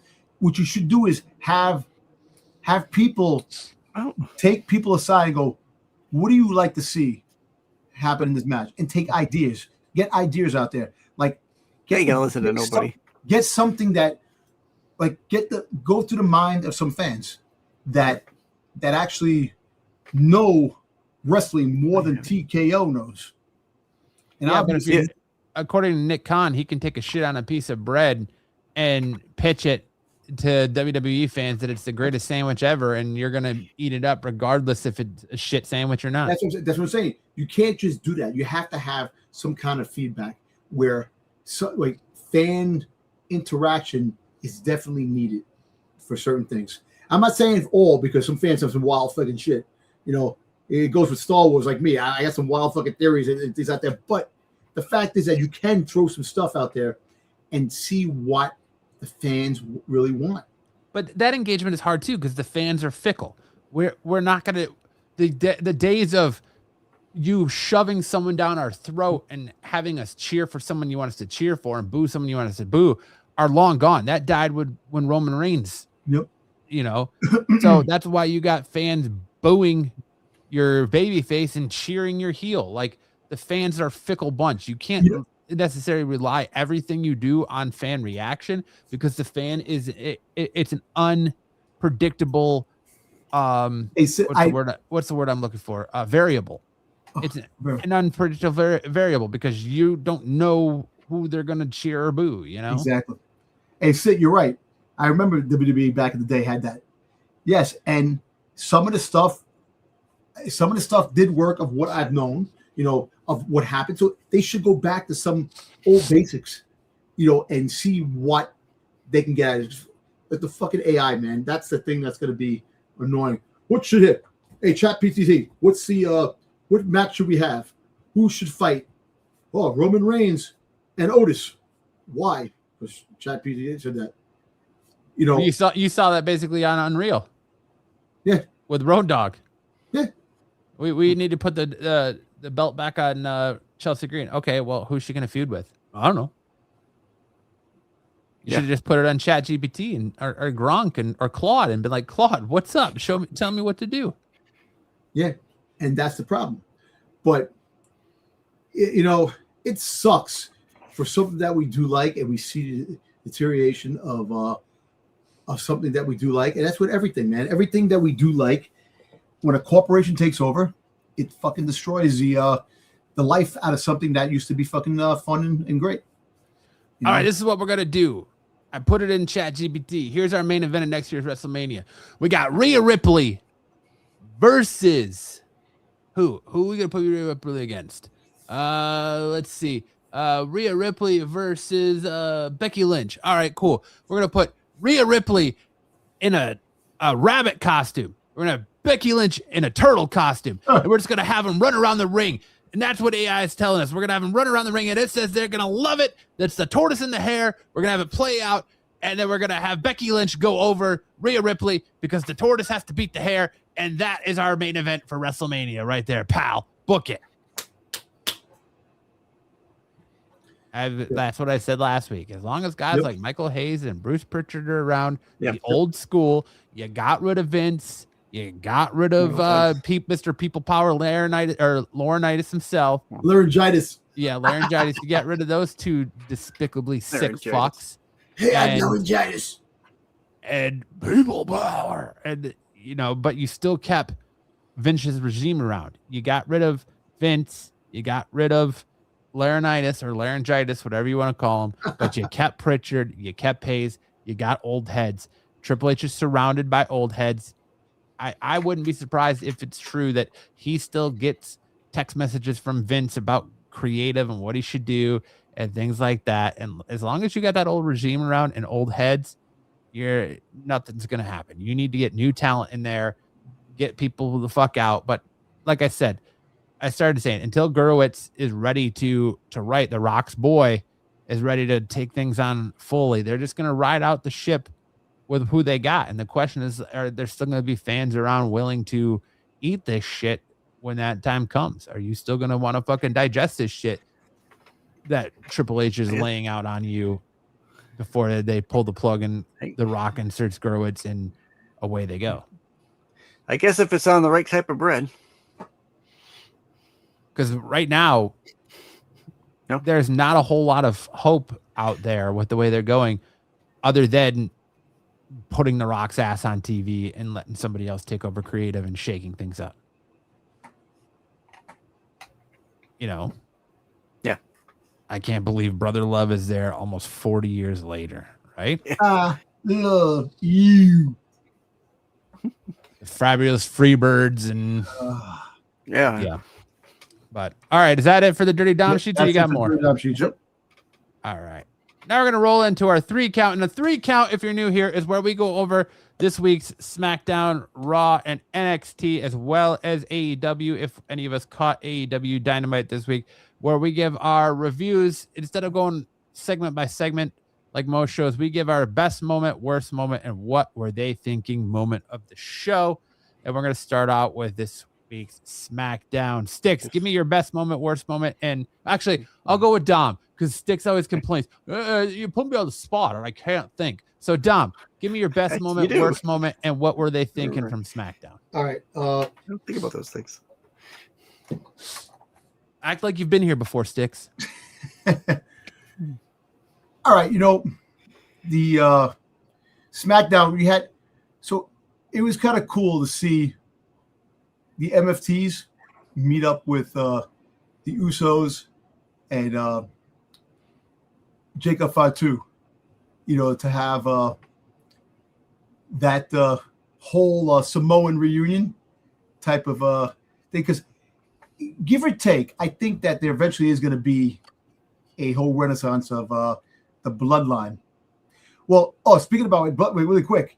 So there's a rumor floating around that they're talking about that the new name of the team is like called the Bloodlines, going to be called the First Family.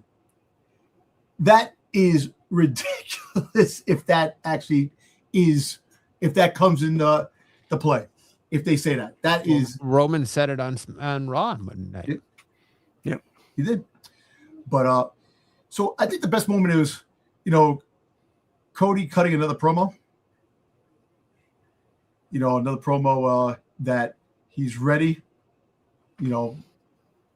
for whoever. Like, it looks like I don't think he's leaving with the. They're gonna probably keep him off television. Like, that keep him off television. He'll be there until his eye really heals. I don't think he's gonna have any fights.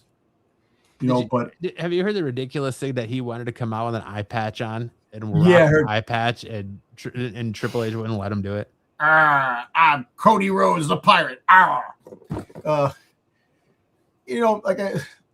was that was pretty good. I kind of, like I said, SmackDown is kind of like really boring to me when it comes to the shows. Me personally, I think the NXT was the best show this week. They really need to feed Cody a new opponent now. Yes, he's got to get past this TKO shit. He can't sit here and harp on this TKO bullshit anymore. They got to get him past that and get him a new feud ASAP.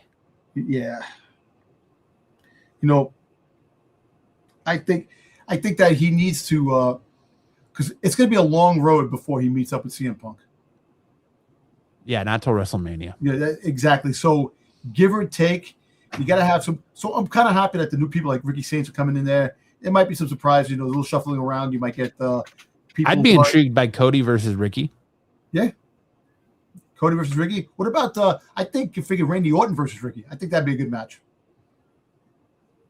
That'd be kind of cool. It's like a fresh face, Yeah. So I think that's definitely in the possibilities, but it's going to be a while before Cody, like I said, meets up. That's WrestleMania 43. So you got a whole year to definitely, I also liked, Tiffany Stratton, you know, I didn't like the fact she took the belt off freaking Julia because, again, Julia had the belt and she really didn't face anybody, which really sucked. Let's just say what she's done with it. But now I think taking the belt off Julia, you could actually make her more of a valuable asset to SmackDown. Now, you know, she's gonna definitely probably get in a feud with Katana, you know. So I think at that, but like I said, the MFT stuff, you know, I like the Bloodline stuff if they do it right, you know, and you know that the MFTs are going to start to fall apart too. They're going to implode. They're imploding too. You know, so we're going to see that happen. And like I said, if the Roman Reigns thing really takes off, and you could see more, if maybe Solo goes back, you know, becomes good. You know, Roman, like I said, is Roman a heel? Because he acts like a heel. You know, I think he's technically a tweener. Yeah, yeah. So, but I'm surprised they didn't have Jade Cargill come out this way. Actually, you know what? The best thing about SmackDown was JC Jane. JC Jane coming out and getting that nuclear heat, that Dom Mysterio heat. You know, so I actually like that part. That you have up and comers. They came up. I love the name, Paul Cloud Levesque. New era. So I like that, and the Cody thing. Like the worst moment was everything else because really together. You know, I the whole thing with Lil Yachty and freaking Trick, and I know that you know, Sami Zayn. That was funny that he was in the Gingerbread Man outfit. I kind of knew that. I kind of knew that coming into the fold that he was at. I'm like, watch, the goddamn, this guy's in the outfit, and sure enough, he was. But yeah, that's my SmackDown. Really, everything else kind of like, Yeah.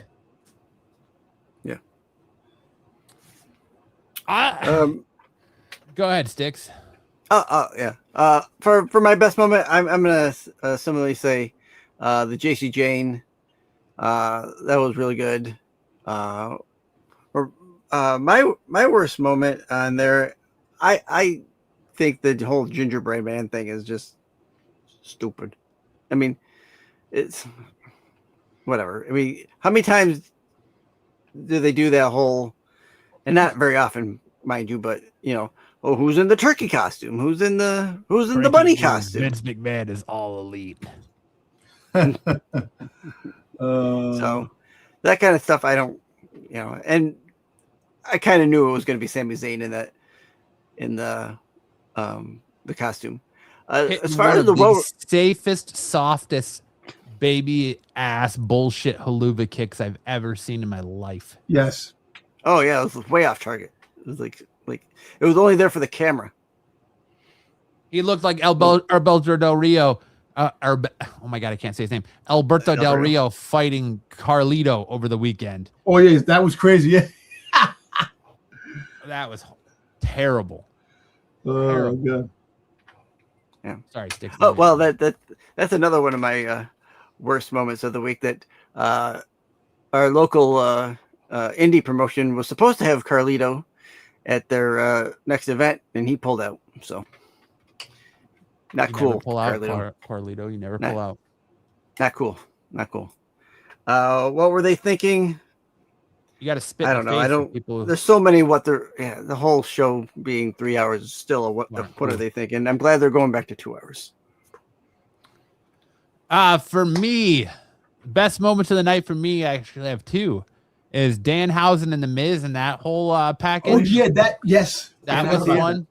And the match was good. And then, of course, Jay Fatu absolutely destroying all of the MFTs on his own at the end of SmackDown. Fantastic. Worst moment of the night was, oh, man. don't really know if there was a worst moment of the night. Actually, I think my worst moment of the night and my what were they thinking go hand in hand, and it was the women's women's United States Championship match between Tiffany Stratton and Julia. Surely for the fact of how the fuck do you take the side plates off the belt? I know before you have the match, ultimately signifying that there's going to be a new champion before the match even takes place. You have the belt sitting ringside on a podium, and you already took Julia's nameplate off the belt. And then you had that poor woman go through all that speculation that she was going to be cut because of that. That's some craziness right there, man. My worst moment of the week is probably just SmackDown overall. It's got no good writing. It's got no direction. Everything just feels very forced, flat, and lifeless. But that's my worst moment is SmackDown overall. And what were they thinking is why the hell are you removing Julia's side plates before the match even takes place? Yep. Yeah, that's a good. What are they thinking? I forgot about that. Julia is all elite. Yep. Are you having AI write your stuff there, Paul Clown Levesque? Is that what's going on right now? We're AI in it up. Right AI. Now? Are you AI, Paul Clown Levesque? Right. All right. But all right, that's SmackDown. Now we're gonna go into Raw. Monday Night Raw. I'll go first this time. For me, Monday Night Raw, the best moment I think is Jacob Fatu choking out Roman Reigns at the end of the show. I have my eye. That was awesome. That's awesome. I like that a lot. Let's see. What was the worst moment for me for Raw? I can tell you the worst moment in a heartbeat. Me too. You agree with me? What? Freaking goddamn division with Joe Hendry. Oh yeah, 100%. I actually like that. No, actually, I liked Joe Henry's song, even if it was a little on the nose after you just released a bunch of people and you're gonna have them singing about how they should have fired Logan Paul. It was actually a fun concert. It was fun, but I like Logan Paul coming out there losing his mind was a little cringeworthy. Yeah, that was funny. He goes, freaking goddamn Walmart employee. He calls making Joe Hendry a Walmart employee.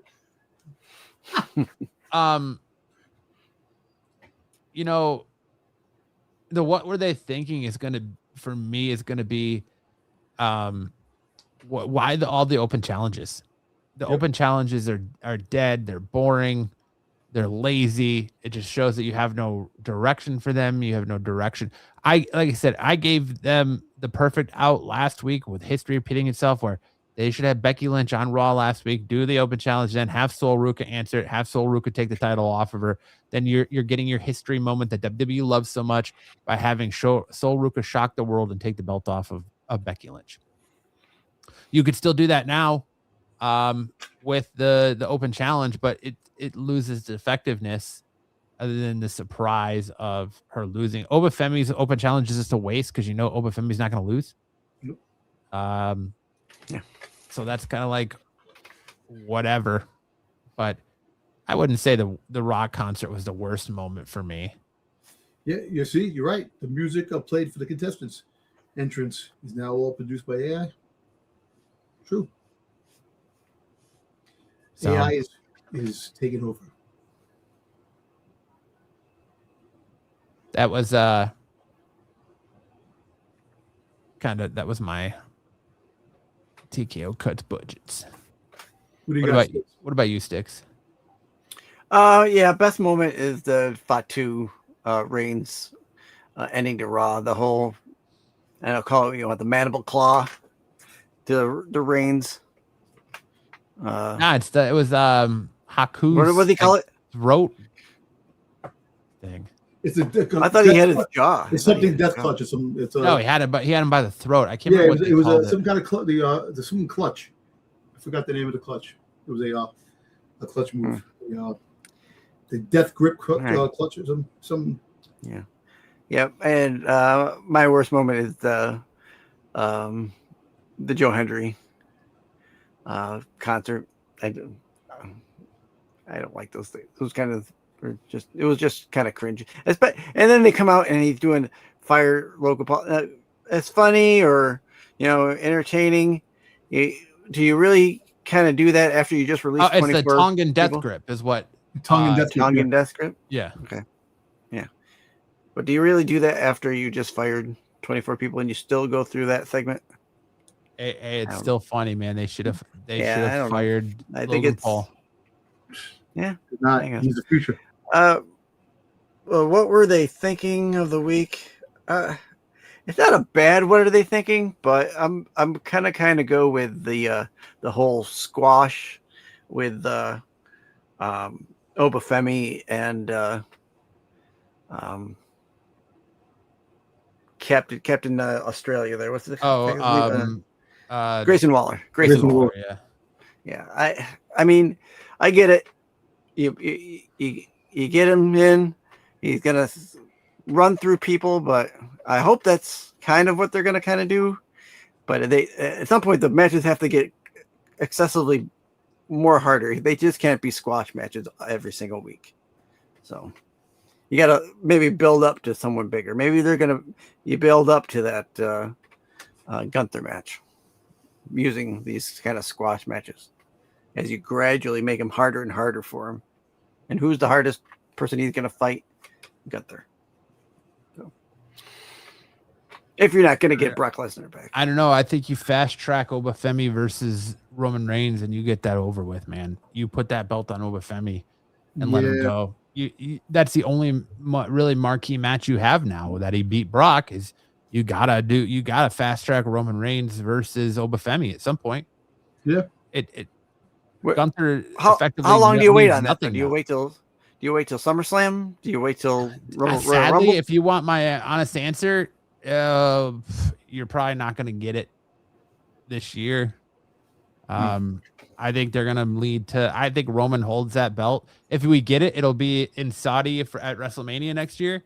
But I really think they're going to try and go back to the Seth Rollins versus Roman Reigns. Down the road. Unless they try to do Seth Rollins versus Roman Reigns at SummerSlam. Well, listen, but you see, Roman Reigns has never beaten Seth Rollins.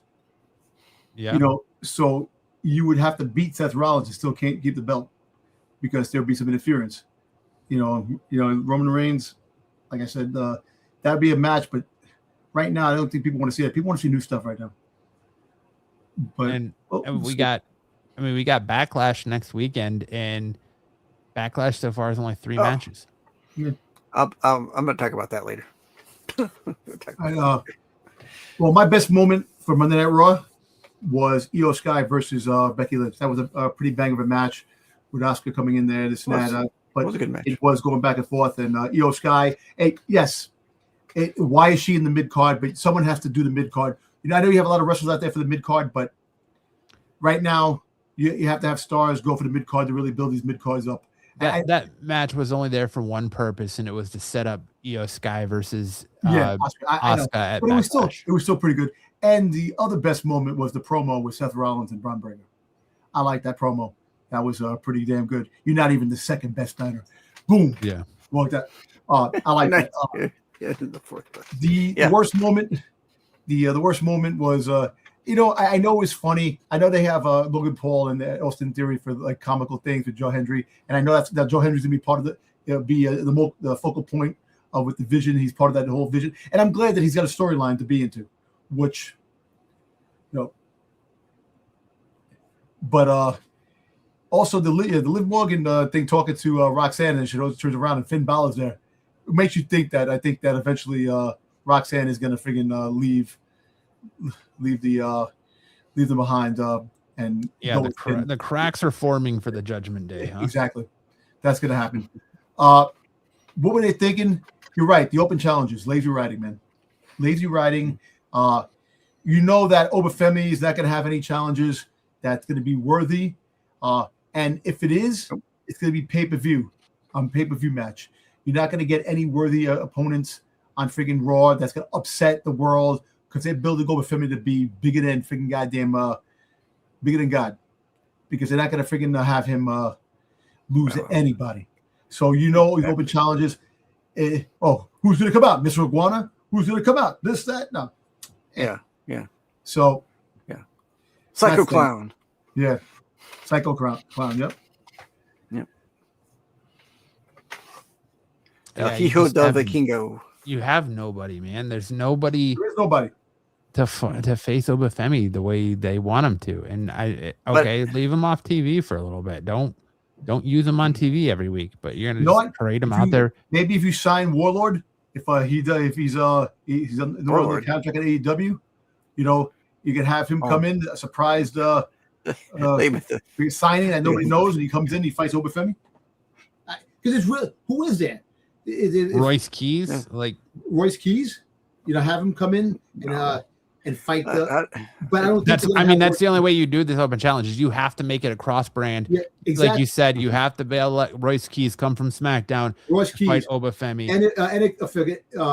What are they going to march Omos's ass from AAA? Have that. That might be the one thing they go with. Otis, we're going to get an Otis versus. They're going to try and put Otis's fat ass against Obafemi.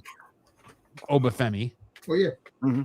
And they're going to probably do the same thing. Ivar is going to, I shouldn't say that wasn't nice of me, but they're going to put Otis's ass against Obafemi. They're going to put Ivar against Obafemi. They're just going to throw big bodies.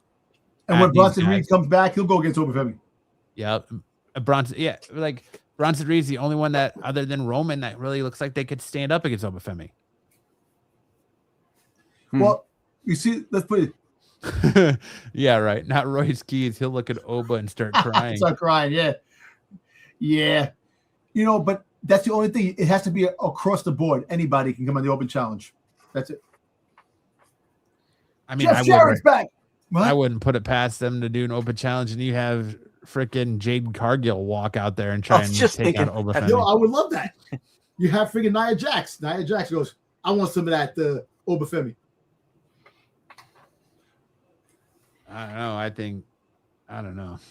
I don't know. Yeah. Alexa Bliss comes out. I like Otis. I hate the way they use him. I shouldn't have said that. As a former fat guy, I shouldn't have called him. I was about to say, damn, how the mighty is fallen. Nah, dude, you're like, fuck that. Yeah. I should have said big body. I should have used my words better, and I apologize. Big boned. But, big body guys, big guys like Otis. I'm not fat, I'm big boned. And it just, I don't know, man. No, so there's no juice there. For it to work, it's got to be across the board, all the other brands. Mm-hmm. Maybe even somebody from TNA, Moose. Moose would be a good one. Have him come in. A good one. Yeah. They already did Moose versus Obafemi, though. Yeah, I know, but you can still do it again. That was in NXT. Now it was in NXT. That was 2 years ago. Yeah, it's the main roster. They forgot about that shit. We didn't, but they did. Yeah. Did we do that again? I don't know. Let's do it again. Okay. Asawa, maybe Asawa. What's his name? How do you say his name? Asawa, him. Yeah, let's do Tozawa versus Obafemi. That's a fucking seller of a match right there, boy. It's like Batista versus. It was like Batista versus Rey Mysterio. Remember that? He destroyed the Big Show. Crazy shit like that, man. Let's Giant Killer. Tozawa. Asawa. Figured he had the Giant Killer. Brian Daniel was the Giant Killer. You might as well sign Hornswoggle to a one-night deal. Right? Yeah. Might as well, feed Hornswoggle. No, what about freaking Danhausen midgets? They can fight him. The midget squad versus Obafemi. Little bit god. Just gonna. You bring out legends too. Kane can come out. The Undertaker will come back for another match. Little Kane. Yeah. They have that little troop of. You bring back King Kong Bundy. You're just gonna roll all those guys out there to go after Obafemi, huh? Now, why don't you just stack them all on each other's shoulders too, so they resemble a regular sized person in a trench coat? Man. Yeah, hey, we're doing Muppet Man. Have the Miz, have freaking goddamn Carmelo Hayes come out. All right, Sticks, what do you got?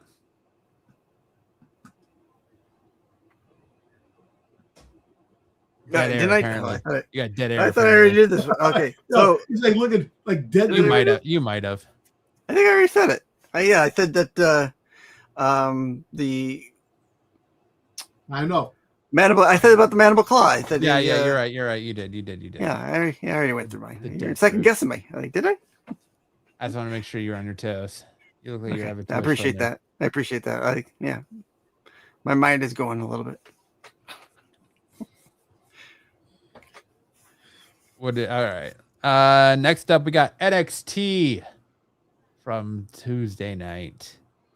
For me, best moment of the night was hands down Lizzie Rain against Nikita Lyons. You see Lizzie Rain taking my thing, my shine. Yeah, I like Lizzie Rain. I think she had a hell of a debut, man. She did.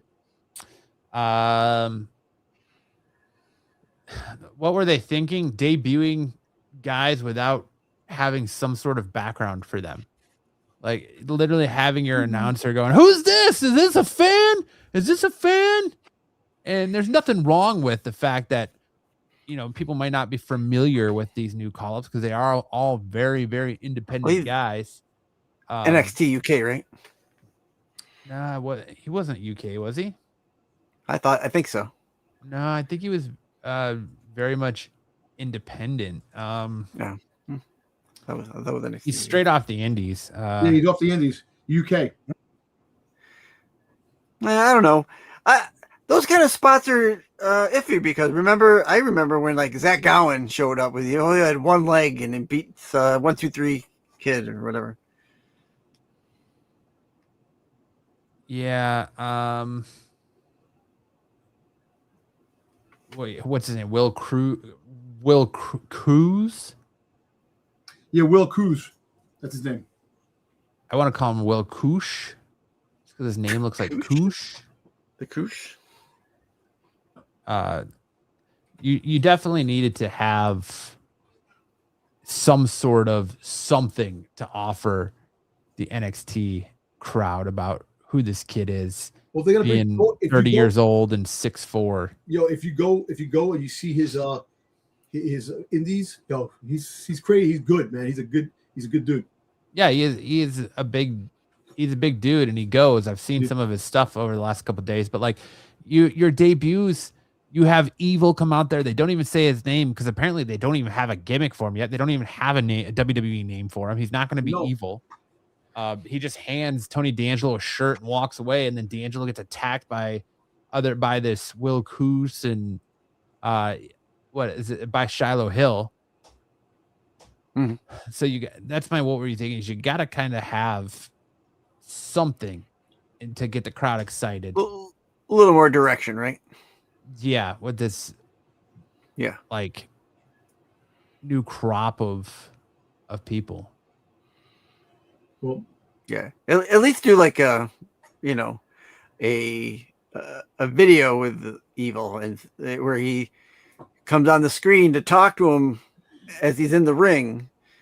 It's, maybe say who he is and what he's doing there, and I'm coming for your title, and that might have been a little better than just showing up in the ring.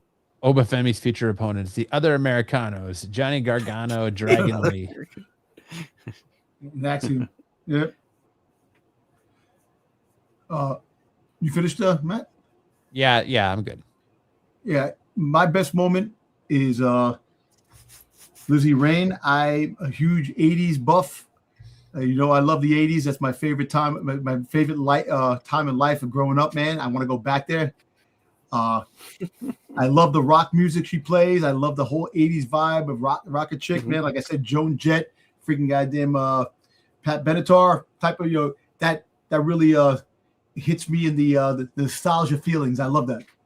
And you know what? And as for the other up and comers, I'm actually excited for NXT to get a lot of these guys. A lot of people may not know some of these people, but it's an exciting time that you have these new debuts to really build up the momentum of NXT, moving forward. The best moment of the other best moment was Ricky Saints leaving and being a straight up good dude, giving his vest, like I said, to young lady in the audience and shaking everybody's hand, from the cameramen to the announcers, to Booker T, everybody's in that for his time down there. And it's really cool to see him. I just hope that they utilize him good up there in SmackDown. I hope they don't fucking just sink his ship like they do a lot of things. I hope he comes out strong and has a strong push. Also, I kind of think that, you know, my worst, the worst moment, and what are they thinking, goes back to the call-ups too as well. They should have had some type of a video package. Yes, you made that. See, I do like the surprises, like who's that type of thing. I missed the that in Raw and SmackDown, the element of surprise of type of thing, because like if WrestleMania showed you anything, the Demon came out. You freaking had Paige come back out. No surprise whatsoever. No, so all telegraphed. Surprises if you showed up, but I think they should have had more of a like. But moving forward, they're probably gonna have more of a video package of who these people are that came up. You know, do something. So you had Lizzie Rain, you had Tate Wilder, which he was from. Was it what's the developmental? Evolve. Evolve. You had Cam Hendricks, who was from Evolve too as well, and Christian Angels, and then Evil, and then Will Cruz. You know, like I said, I like these calls, especially I think Will Cruz is a big name they got from the Indies, and I think he's going to really thrive at NXT. It should be really cool to see fighting Tony D'Angelo and stuff like that. But other than that, like, I like the direction of NXT. I like on what they're doing down there. And Shawn Michaels is, like I said, the little that he loved, they depleted NXT. Now you have to rebuild and get going. And look, Blake Monroe is going to be a great asset for freaking SmackDown. She already made the women's division a lot better than what it was. And like I said, Ricky Sane's going up there. And now NXT, like, has to build the momentum up again and build up the future stars that are going to come up to the main roster down the road. So I do like the direction of NXT. And I always liked the direction of NXT because I always thought that for the little bit that Shawn Michaels has down there, the story is a lot more compelling than Raw and SmackDown a lot of times. You know, they have good storytelling there, you know, and hopefully the momentum picks up. So, and I'm happy for the fact that NXT now has a PLE home on ESPN, so you could see the big PLEs instead of trying to freaking find it. Like I said, your PLEs are going to be on CW. CW, but also ESPN. They're just going to stream. Yeah, they're going to stream it on ESPN as well. But yeah, all their major PLEs are going to be on broadcast television. Yeah, I know. So we'll see. Good. All right. I didn't get to see all of NXT. I'm kind of still watching it now. The Rain segment with the whole. Growing up in the '80s, I'm a huge hairband kind of guy. I mean, you can't tell. I don't got much hair anymore. But I mean, you know, good for 765 years old. Yeah, you know, I'm middle-aged. So I would say that for my best moment. I really don't have a worst moment. And then I don't know, what were they thinking? I don't know if bringing out Mr. Iguana here, there, and everywhere is, you know, we leave him in AAA. He's good in AAA. They like him in AAA. I don't know how much the fans really like him in the main roster in NXT, but I think moving him around just seems like too much for him, like too much for his character. You know, keep him where the fans like him in AAA. I don't know if the sentiment is the same with you guys, but that would be it for me for NXT. Yeah, I'm just kind of tired of the gimmick wrestlers altogether, and they just throw Mr. Iguana in there all the time. Or like, I like wrestlers are all right. I like that they use Psycho Clown sparingly, but I'm kind of tired of Mr. Iguana. Mm-hmm. Yep. Yeah. But all right. That's it for NXT. Anybody watch Dynamite yet? No. I have not watched Dynamite yet. Nope. No Dynamite for me. All right. Well, then we'll skip Dynamite this week and we'll move on to the heat check. Hot this week, cold this week. Sticks. What you heat checking us on this week? All right, go ahead and drop yours. I'll bring mine up. Yeah, I just pulled yours up. Oh, okay. Look at that. Look at him go. That's why I get to pay the big bucks. And why I still have horrible internet while I wait for my slides to even show up. Good Lord. I'm looking at some of these new internet satellite companies. I don't know if I want to go with that or not, but we'll see. Maybe it's a secondary. All right. Enough of my internet woes. As far as what's hot this week, so I've got Evil here, but in reality, it's all the like John was mentioning, all the call-ups that we've gotten into NXT, all the new fresh faces we're going to be getting after the call-ups. I think this is what's going to drive NXT to be probably better than the main brand again, because it had been for a while and it dipped, and it's kind of climbing its way back up again. Roman Reigns and that whole show aside, the NXT has been pretty solid right on through, up into the Obafemi call-up, and now Ricky Saints. So they've NXT has been doing good for them. These call-ups are going to do just as good for them, because I think it'll keep them with hopefully refresh their storylines, keep new things going. So that's kind of what I like. What do you guys think? I know, Dom, you like it, so I like it. I love this stuff. I love, that we're getting different wrestlers from different organizations. New Japan, the indie scene, UK indie scene. It's exciting. Exciting. And look, we all know that Evil is not going to be in NXT for a while, maybe a year, because he wants it, because he wants to learn the WWE's moves and stuff like that, so he can fit in, to learn their thing. And that, I know he's in his 40s, but when he comes to the main roster, that's going to be pretty cool.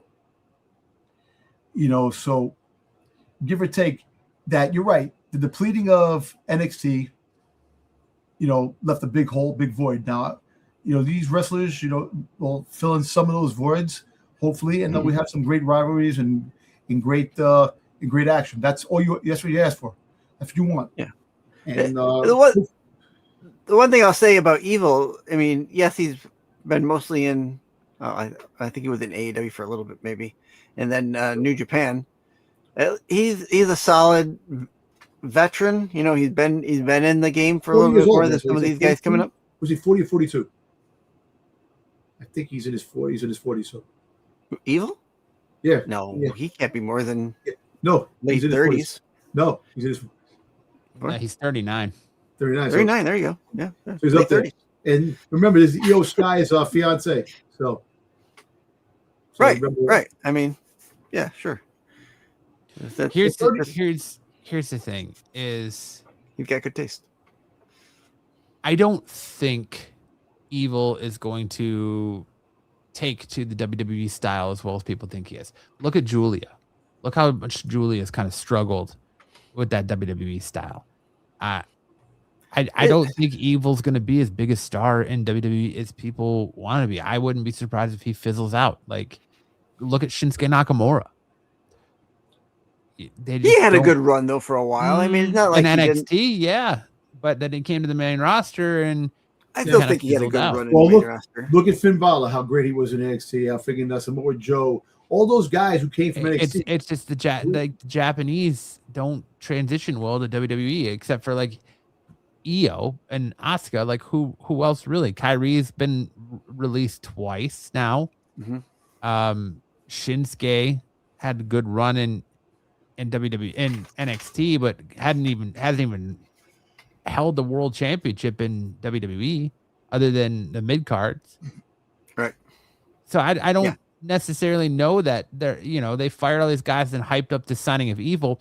And I don't necessarily know how well Evil's going to transition into NXT. Sorry about it. It might be a shitty take, but no, hey, listen, kind of that vibe. Matt, you make some good points. You do make some good points. But I think,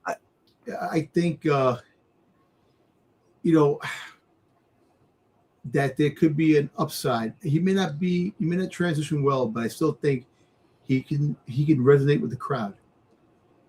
And the crowd seems excited that he's here. So the fans, so give or take, let's see what happens. Like I said, he'll probably be in NXT for about a year, to get try to learn a lot more of what he knows, and then make his main roster debut sometime maybe towards WrestleMania next year. You don't know. You get over there. It's possible. I'm gonna defend Julia just a little bit from you, Matt, because I think Julia, yes, she hasn't had a great run, but I don't think there's a lot for her to really do. There's no real women in that division for her to go up against. You got to keep putting her up against Rhea and Jade and all. I mean, you want a main card, you want a mid card. You can't have them just floating back and forth doing everything. I don't know. I think she's had a little bit of a sour run because of the numbers game for the women's division. I just think her style, it's hard to transition from that Japanese style to the WWE system. And I won't disagree with that. I just think she's hasn't really had a chance in the women's division to even evolve her style. A lot of times you got to fight the new style to kind of create your own version of that style.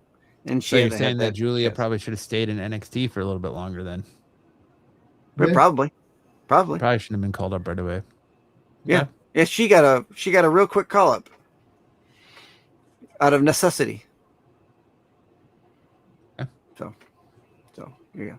As far as my what is cold this week, I mentioned it earlier that I wanted to talk about it later. And Backlash. I don't know if you've been to the WWE website lately, but there is no Backlash page. What? We've only got 3 matches. Roman Reigns versus Jacob Fatu, Io Sky versus Asuka, and what the hell's the third match? Oh, shit. I know there's 3 matches that were announced on Raw. It was the Braun Breaker. Oh, that's right. Braun Breaker, Seth Rollins. Seth Rollins. WrestleMania Light, because those were all matches that were supposed to take place at WrestleMania. Yeah. So, the WWE.com doesn't even have it on their website, so you can go to look at the 3 matches. And here we are, a week and a half away from it, right? 2 weeks? Saturday. There you go. Next Saturday. So what the hell, guys? What are we doing? And we only have 3 matches. Here we go again with the throwing shit together at the last minute. All the time. So my question and my take on this is not shaping up to be the PLE we usually get. Backlash is usually that either a return match or a rematch from WrestleMania. We're not getting that. We're getting matches that, like you say, should have happened, or we're getting a whole new different kind of, Jacob Fatu versus Roman Reigns. That, I don't know if that was even on the spectrum to being for WrestleMania, but I don't think it was. So, and what are the other 3 matches going to be if it's probably only going to be 6 matches? You might get a tag team. You're going to get a 4-match PLE, dude. You're going to probably get a tag team match. It's probably going to be the Street Profits versus Division. Yeah. I'm going to tell you right now, if it's only 4 matches, Matt, that Tampa Bay crowd should think twice about buying tickets. They're not.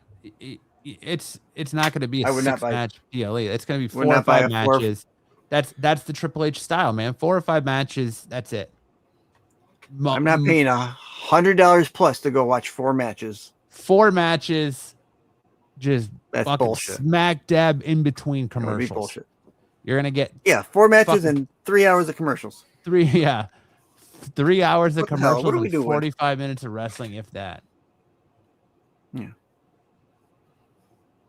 that's what it's gonna be. So watch Jacob Fatu get beat by Roman Reigns. You're gonna watch. I mean, Seth Rollins probably beat Braun Breaker. I don't know about that one. You're gonna watch Io beat Asuka. Yeah. And what else you got? You got nothing from what we're gonna throw. Cody Rhodes probably isn't gonna be cleared to compete at Backlash. So what are you gonna do? Throw an Intercontinental or a United States Championship match in there? You're gonna have Trick Williams versus Sami Zayn again. Player to be named later. Yeah. Run it back and do Trick Williams versus Carmelo Hayes. That might be right. We might get a tag team match with like Street Profits or something. Oh yeah, you're gonna get a 6-man tag, Street Profits and Joe Hendry versus the Vision.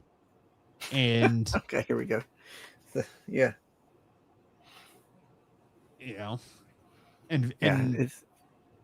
or what are we gonna get? A Intercontinental Championship match, Ethan Page and Rusev and Penta? Probably. All right, listen. All right, so here goes Dom. Dom's on it. What do you got, Dom? No, I got some news. WWE. So WWE has named 5 wrestlers. One of them will become Obafemi's next opponent. So apparently, Drew McIntyre, Gunther, Roman Reigns, Bronson Reed, and Trick Williams are all in the mix. Well, Bronson Reed's out for a year plus with the torn bicep, with his So Drew McIntyre is out for a little bit. So Gunther, Roman Reigns, Trick Williams. But Trick Williams has the feud with going on with Sami Zayn now. Those are the only wrestlers that can make logic sense to build up Obafemi. More. And 2 of them are out. Yep. 2 of them are out. You know what WWE is gonna fucking do, man? They're gonna hire Braun Strowman's big ass back and have him go after Obafemi, and it's gonna be ridiculous. It's gonna be Obafemi versus Braun and Bronson Reed. You just told Bronson. Braun Breaker. No, what you just said. I'm fucking gonna hide this guy back. Braun Strowman. Braun Strowman. Yeah, it's gonna. They'll sign him back to go after be a mop up guy until the other guys come back. But think about it. There is really nobody that can fight Obafemi unless you open up all the brands and have anybody come up. You could have someone, like I said, from NXT, which they probably won't do the NXT thing because they're building those guys. So SmackDown, AAA, and Raw are going to be the 3 for the Open Challenge. You got to. I wouldn't do NXT because they just made all those call-ups. Yeah. NXT can't do it. I was going to say TNT maybe. I mean, you could probably TNA. I mean, you have Moose come in. Yeah, maybe TNA. You could have friggin' like you said, Moose. No, I don't think Julia fought Michin like 10 times. Chelsea Green fought Michin like 12 times. Oh yeah, Chelsea Green did. Yeah. Every other week, twice on Friday. But I mean, she should. You had that in NXT. You had face Julia versus heel Stephanie, and I just don't know. Hey, it wasn't heel Stephanie. It was heel Julia. Okay, other way around. But you don't. She just, her style isn't transferring well here, and so WWE is already starting to fizzle out on her. You can kind of feel it. But yeah, Backlash is fucking no bueno. Yeah, it's shaping up to be dog shit in a park. Is what it's shaping up to be. Yeah, sure. You got more people interested in El Grande Americano mask versus mask than you do. Mm-hmm. Yeah. Which they just came up with that match, and why is it taking him almost 30 days to get to that match? It's like June 13th before that match even takes place. It's like in the end of May, isn't it? No, it's May 30th. Yeah, May 30th. Yep. Yeah, almost June. Yeah. But anything else you guys want to cook on tonight before we get out of here? No, I think that's it, man. Yeah, no. Yeah, Gabby, the Rock got pulled over by cops. Yeah, I saw that. Yeah. What else you want to cook on, Dom? Really nothing, man. I'm just like I said, I like the direction of NXT. We every week we fight about the SmackDown, Raw, the way things are, and it's a shame that they have all that talent that's actually going to waste on those shows because they don't know how to do storylines, how to get things to generate the fans, and that's why I said the fan interaction means a lot more than people think. I think they should definitely go back to basics where they used to have the fan interactions and try to get ideas out there, man, and really see what people are talking about. I know they're looking at shows like ours and seeing what people are talking about, in a nutshell to try to get some ideas, They have to be. Because you can't have another friggin' another bloodline storyline to try to top the first one, which the first one was a good one, and that was it.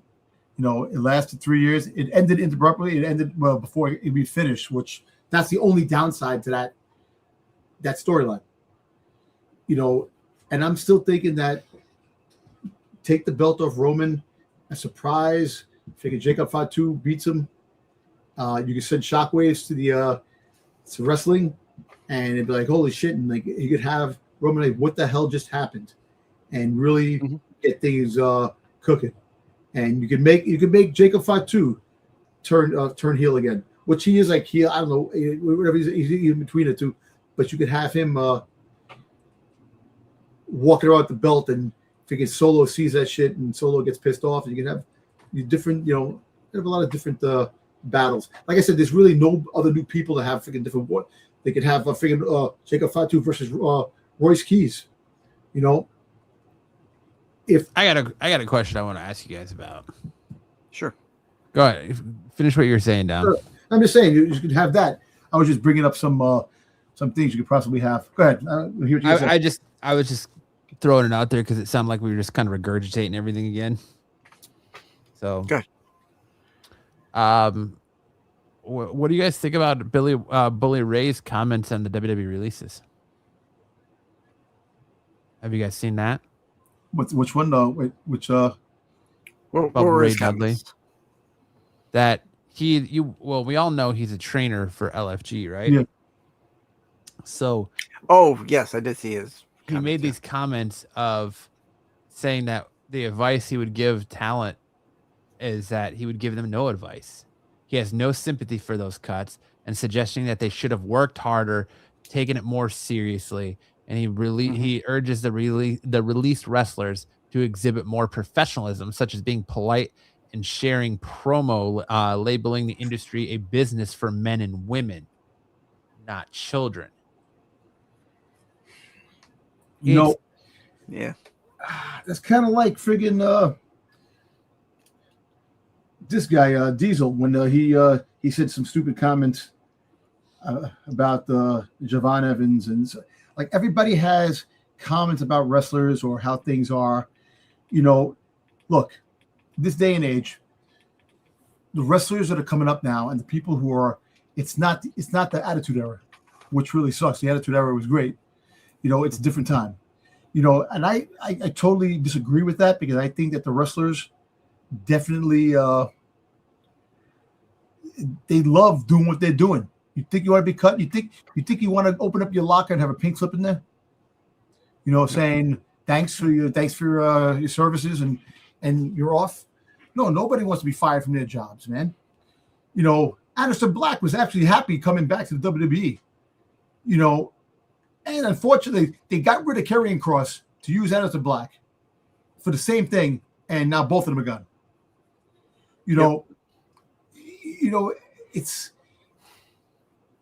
It's that ever-changing, non-creative stuff that is going on in the back that they don't know what to fucking do.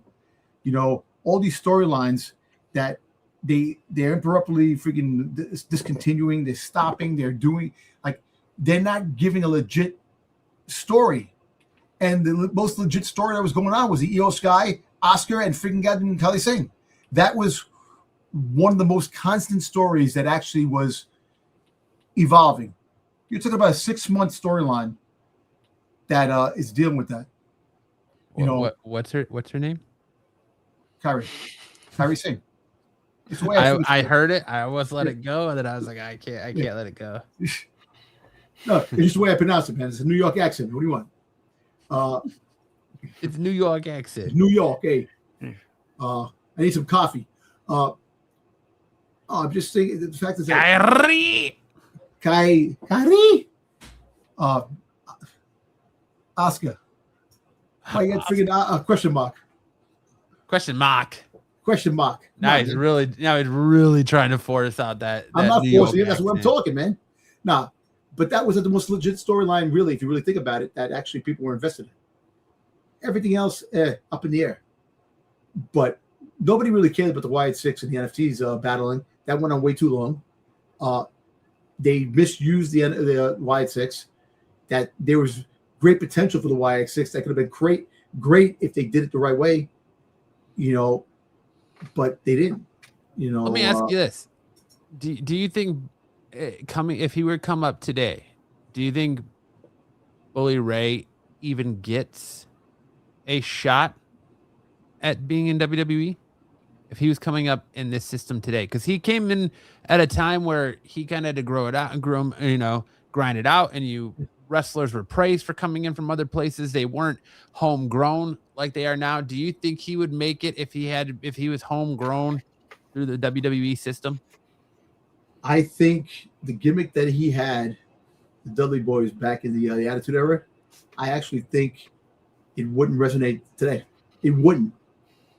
It's a different time. It's I think a lot of the stuff that's going on today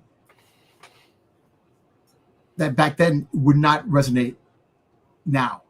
And I don't think he would been as popular now as he was back then. And I actually think that they would have cut him. Because of the character he played. Like I said, it fit. It fit at that time. Now it's totally different. Like, look, the Javon Evanses of the wrestling universe is what resonates to the younger crowd today.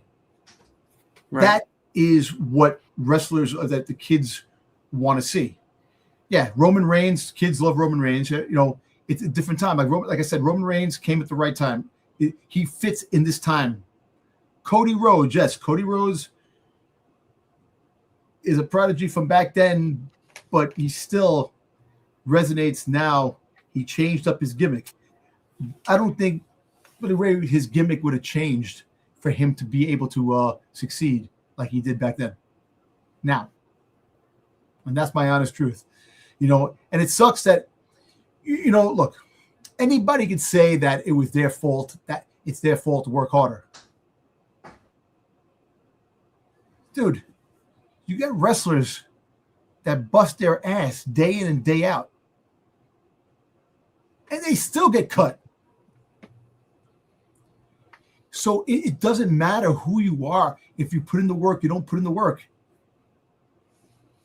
If they see fit that it fits in their budget, they have to cut you, they're going to cut you, regardless the fact on who you are. Come on, the Motor City Machine Guns, one of the best freaking tag teams, they were diminished down to being backstage freaking cronies for a little bit in the back without even freaking wrestling for months. They had no storyline. You're a tag team. Tag teams thrive. You're supposed to be out there day in and day out. No story for them. They released them. And they were highly on them a year ago when they got them. So it doesn't matter on who has to work harder and who doesn't work harder. If you're going to go, you're going to go. Yeah. My take on him and his statements are Bully is playing to his lack of, his character on there. He's supposed to be inspiring these kids, and that's what he's trying to do. He's trying to get them to work harder, and I get that. That's what he's there to do. And if he can use this as a teaching moment, right? He's going to use it. Now, would he have been able to make it up here? I will say that his original run as the Dudley Boys with his as a stutterer, the stuttering Dudley there, would never have made it up into the main roster. But him and Devon definitely would have. I think they were definitely something that would have definitely made it to the main roster. Okay. Oh, man, I don't think the Dudley Boys would have made an impact that they did back then. Because you know why? I'm going to tell you why. The wrestlers back then were a different breed of wrestlers. Those wrestlers, they were from that stock too. They all complemented each other.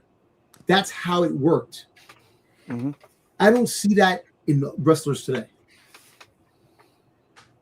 Well, I think his take is right because of the era he came up in. He came up in an era, remember, where professional wrestling was still very regarded. It's a carnival act. It's a circus. It's essentially professional wrestlers are glorified carnies. Yeah. And you came up in a business at a time where the business was protected, and your guys, your older guys, didn't want to help the newer guys because it was like figure it out. Yep. So I get where he's coming from because he's kind of got that old school mentality. I just think his delivery came off like a jackass, and everything that's coming out came out very jaded and very harsh. Yes, and it came out very cold, but it's tough love. He's saying, nobody's going to give you anything. You got to get out there and work for it. And maybe you didn't do this, maybe you do that. And it kind of makes LFG looks like a joke because that one of the cuts was the first winner of LFG. So they cut her after, and now LFG is nothing more than people who already have, you're competing for a WWE contract that you already signed. Because now season 3, Nikita Lyons is on LFG, and she's been there in NXT for years between injuries and all that. She's been there for years. So it just, to answer my own question, I don't necessarily know that he would have made the cut. I'm kind of with Dom. I don't know that his style would have really made the cut in the WWE system today. I think he gets that rub from being an ECW, but I don't necessarily know that in today's day and age, if the Dudley Boys were debuting right now, they get over. I don't know. Maybe I just like them a lot from back then. I do like the Dudley Boys a lot. I like Bubba Ray and Devon. But I just think today, if they came up in the WWE system, they would be vastly different performers. Exactly. Because not necessarily in a good way. No, I'm saying the fact is that the wrestlers back then complemented each other to a point where it fit into that particular environment. It's a different breed. It's a different atmosphere now. There's a lot more. There are a lot of things you need to look. Back then, we were all crazy. Back in the late 90s, early 2000s, all crazy. There's stuff like you can't use, like the Dudley Boys. Bubba Ray with the stuttering. that'll offend somebody. You can't do that. No, today. Eugene, you can't have a Eugene type of shit. So all these. No. Eugene was definitely not a made. Exactly. Here's the main question though. Can Mark Henry and Mae Young still have a hand baby today? Nope. No hand babies. Erroneous. Professional wrestling has lost all its mystique. Yep. Yeah. Each year has its own. You're right, Dubs. Hook. Dudley Boys of 2026 will be cut before the Motor Mission comes. Yep, definitely. So I don't know. That's the thing. So, I know harsh words. You shouldn't have the harsh words like saying that they deserved it. No one deserves to get cut unless you are a lazy sack of shit and you don't want to fit into your job, like people on my job. So, Don's got like 12 people on his job. His work that are watching right now. They're like, this fucking guy over here talking about how we're lazy. Fucking lazy. No, but it's just you have to have some kind of sympathy to it because nobody wants to get cut, man. That's the dreadful thing. And it's sad that it's not Sanford, Connecticut, WWE, but TKO made the call. Yeah, this is so-and-so. I'm so-and-so at the top. And guess what? You no longer have a job. Pack your things and get the fuck out. Well, like I said before, man, when you sit in there and think about it, like they fired almost WWE's entire HR staff. So it makes sense that the phone call came from TKO. So I'm sure the pecking order came down to, Ari Emanuel and Shapiro said, okay, this is the dollar amount we need to hit. Here's what, get us there. And it was up to Nick Khan and Triple H to hand them a list of names to get him there. And they handed it over to TKO, the TKO human resources, and they probably made the calls. When you really sit there and think about it after you're out of the heat of the moment, it makes sense that it happened that way. But I have no problem with how that went down, I guess. But all right, well, I think that's a great place for it to stop. Another great show in the books. Thank you so much for everyone hanging out tonight and watching our takes on all this week's of professional wrestling. If you want more from Sticks and Dom, we'll head over to the Renovision channel and check them out tomorrow night on The Qualified. They'll be doing their thing. You can check Dom out every Sunday night over there on the Star Wars show. You can check out Sticks and I every Saturday night on our respective channels for Saturday night special. And you can also catch us right here next Thursday. Oh, that's right. You can catch Sticks on his channel every Tuesday night for his Doctor Who Rewind show. And you can catch us right here next Thursday night for another episode of Off the Mat, where we'll be doing the unthinkable, the unquestionable. Fucking giving our picks on Backlash, whatever Backlash is going to be. Whatever that's going to look like. 3 matches Backlash is going to be. Matches. Or whatever Backlash is shaping up to be. We'll be doing that and giving you all our hottest takes right here. Double wants to know, is Doctor Who still on Tuesdays? It is. It is. It wasn't this past week. I had a late night at work, so I had to call it this week, but we'll be back on Tuesday. But catch us right here next Thursday night, 9 p.m. Eastern. We'll be giving you all of our hot takes for WWE Backlash next weekend. So with that, crazy. Dom, send us out with some words of wisdom, my friend. I got 2 things. One, listen, how hard is it to say thank you or you're welcome? What can I say except if you do a kind gesture to somebody, thank you. Thank you goes a long way. It's just words. All you have to do is just say that, and the person, the recipient, would definitely be, happy. Bottom line, be kind. You hold the door for somebody, and you just walk in without saying thank you. I'm gonna grab your ass and throw you out till you come back in. You do the right thing. Try that again, buddy. The story is Dom just wants to grab your ass. Yeah, sure. And the other thing is, we're talking about the release wrestlers and with Bubba Ray said, stuff like that. Work smarter, not harder, man. Smarter, man. Oh, yeah. Perfect. Yeah. It's like the hard part, because let me tell you something. It's like when you go to the bathroom at your job, you shit on their time, not yours. That's it. And I don't think anyone's kicking out from that one. So have a great week, everyone. We'll see you guys next Thursday night right here on Off the Mat for our Backlash prediction show.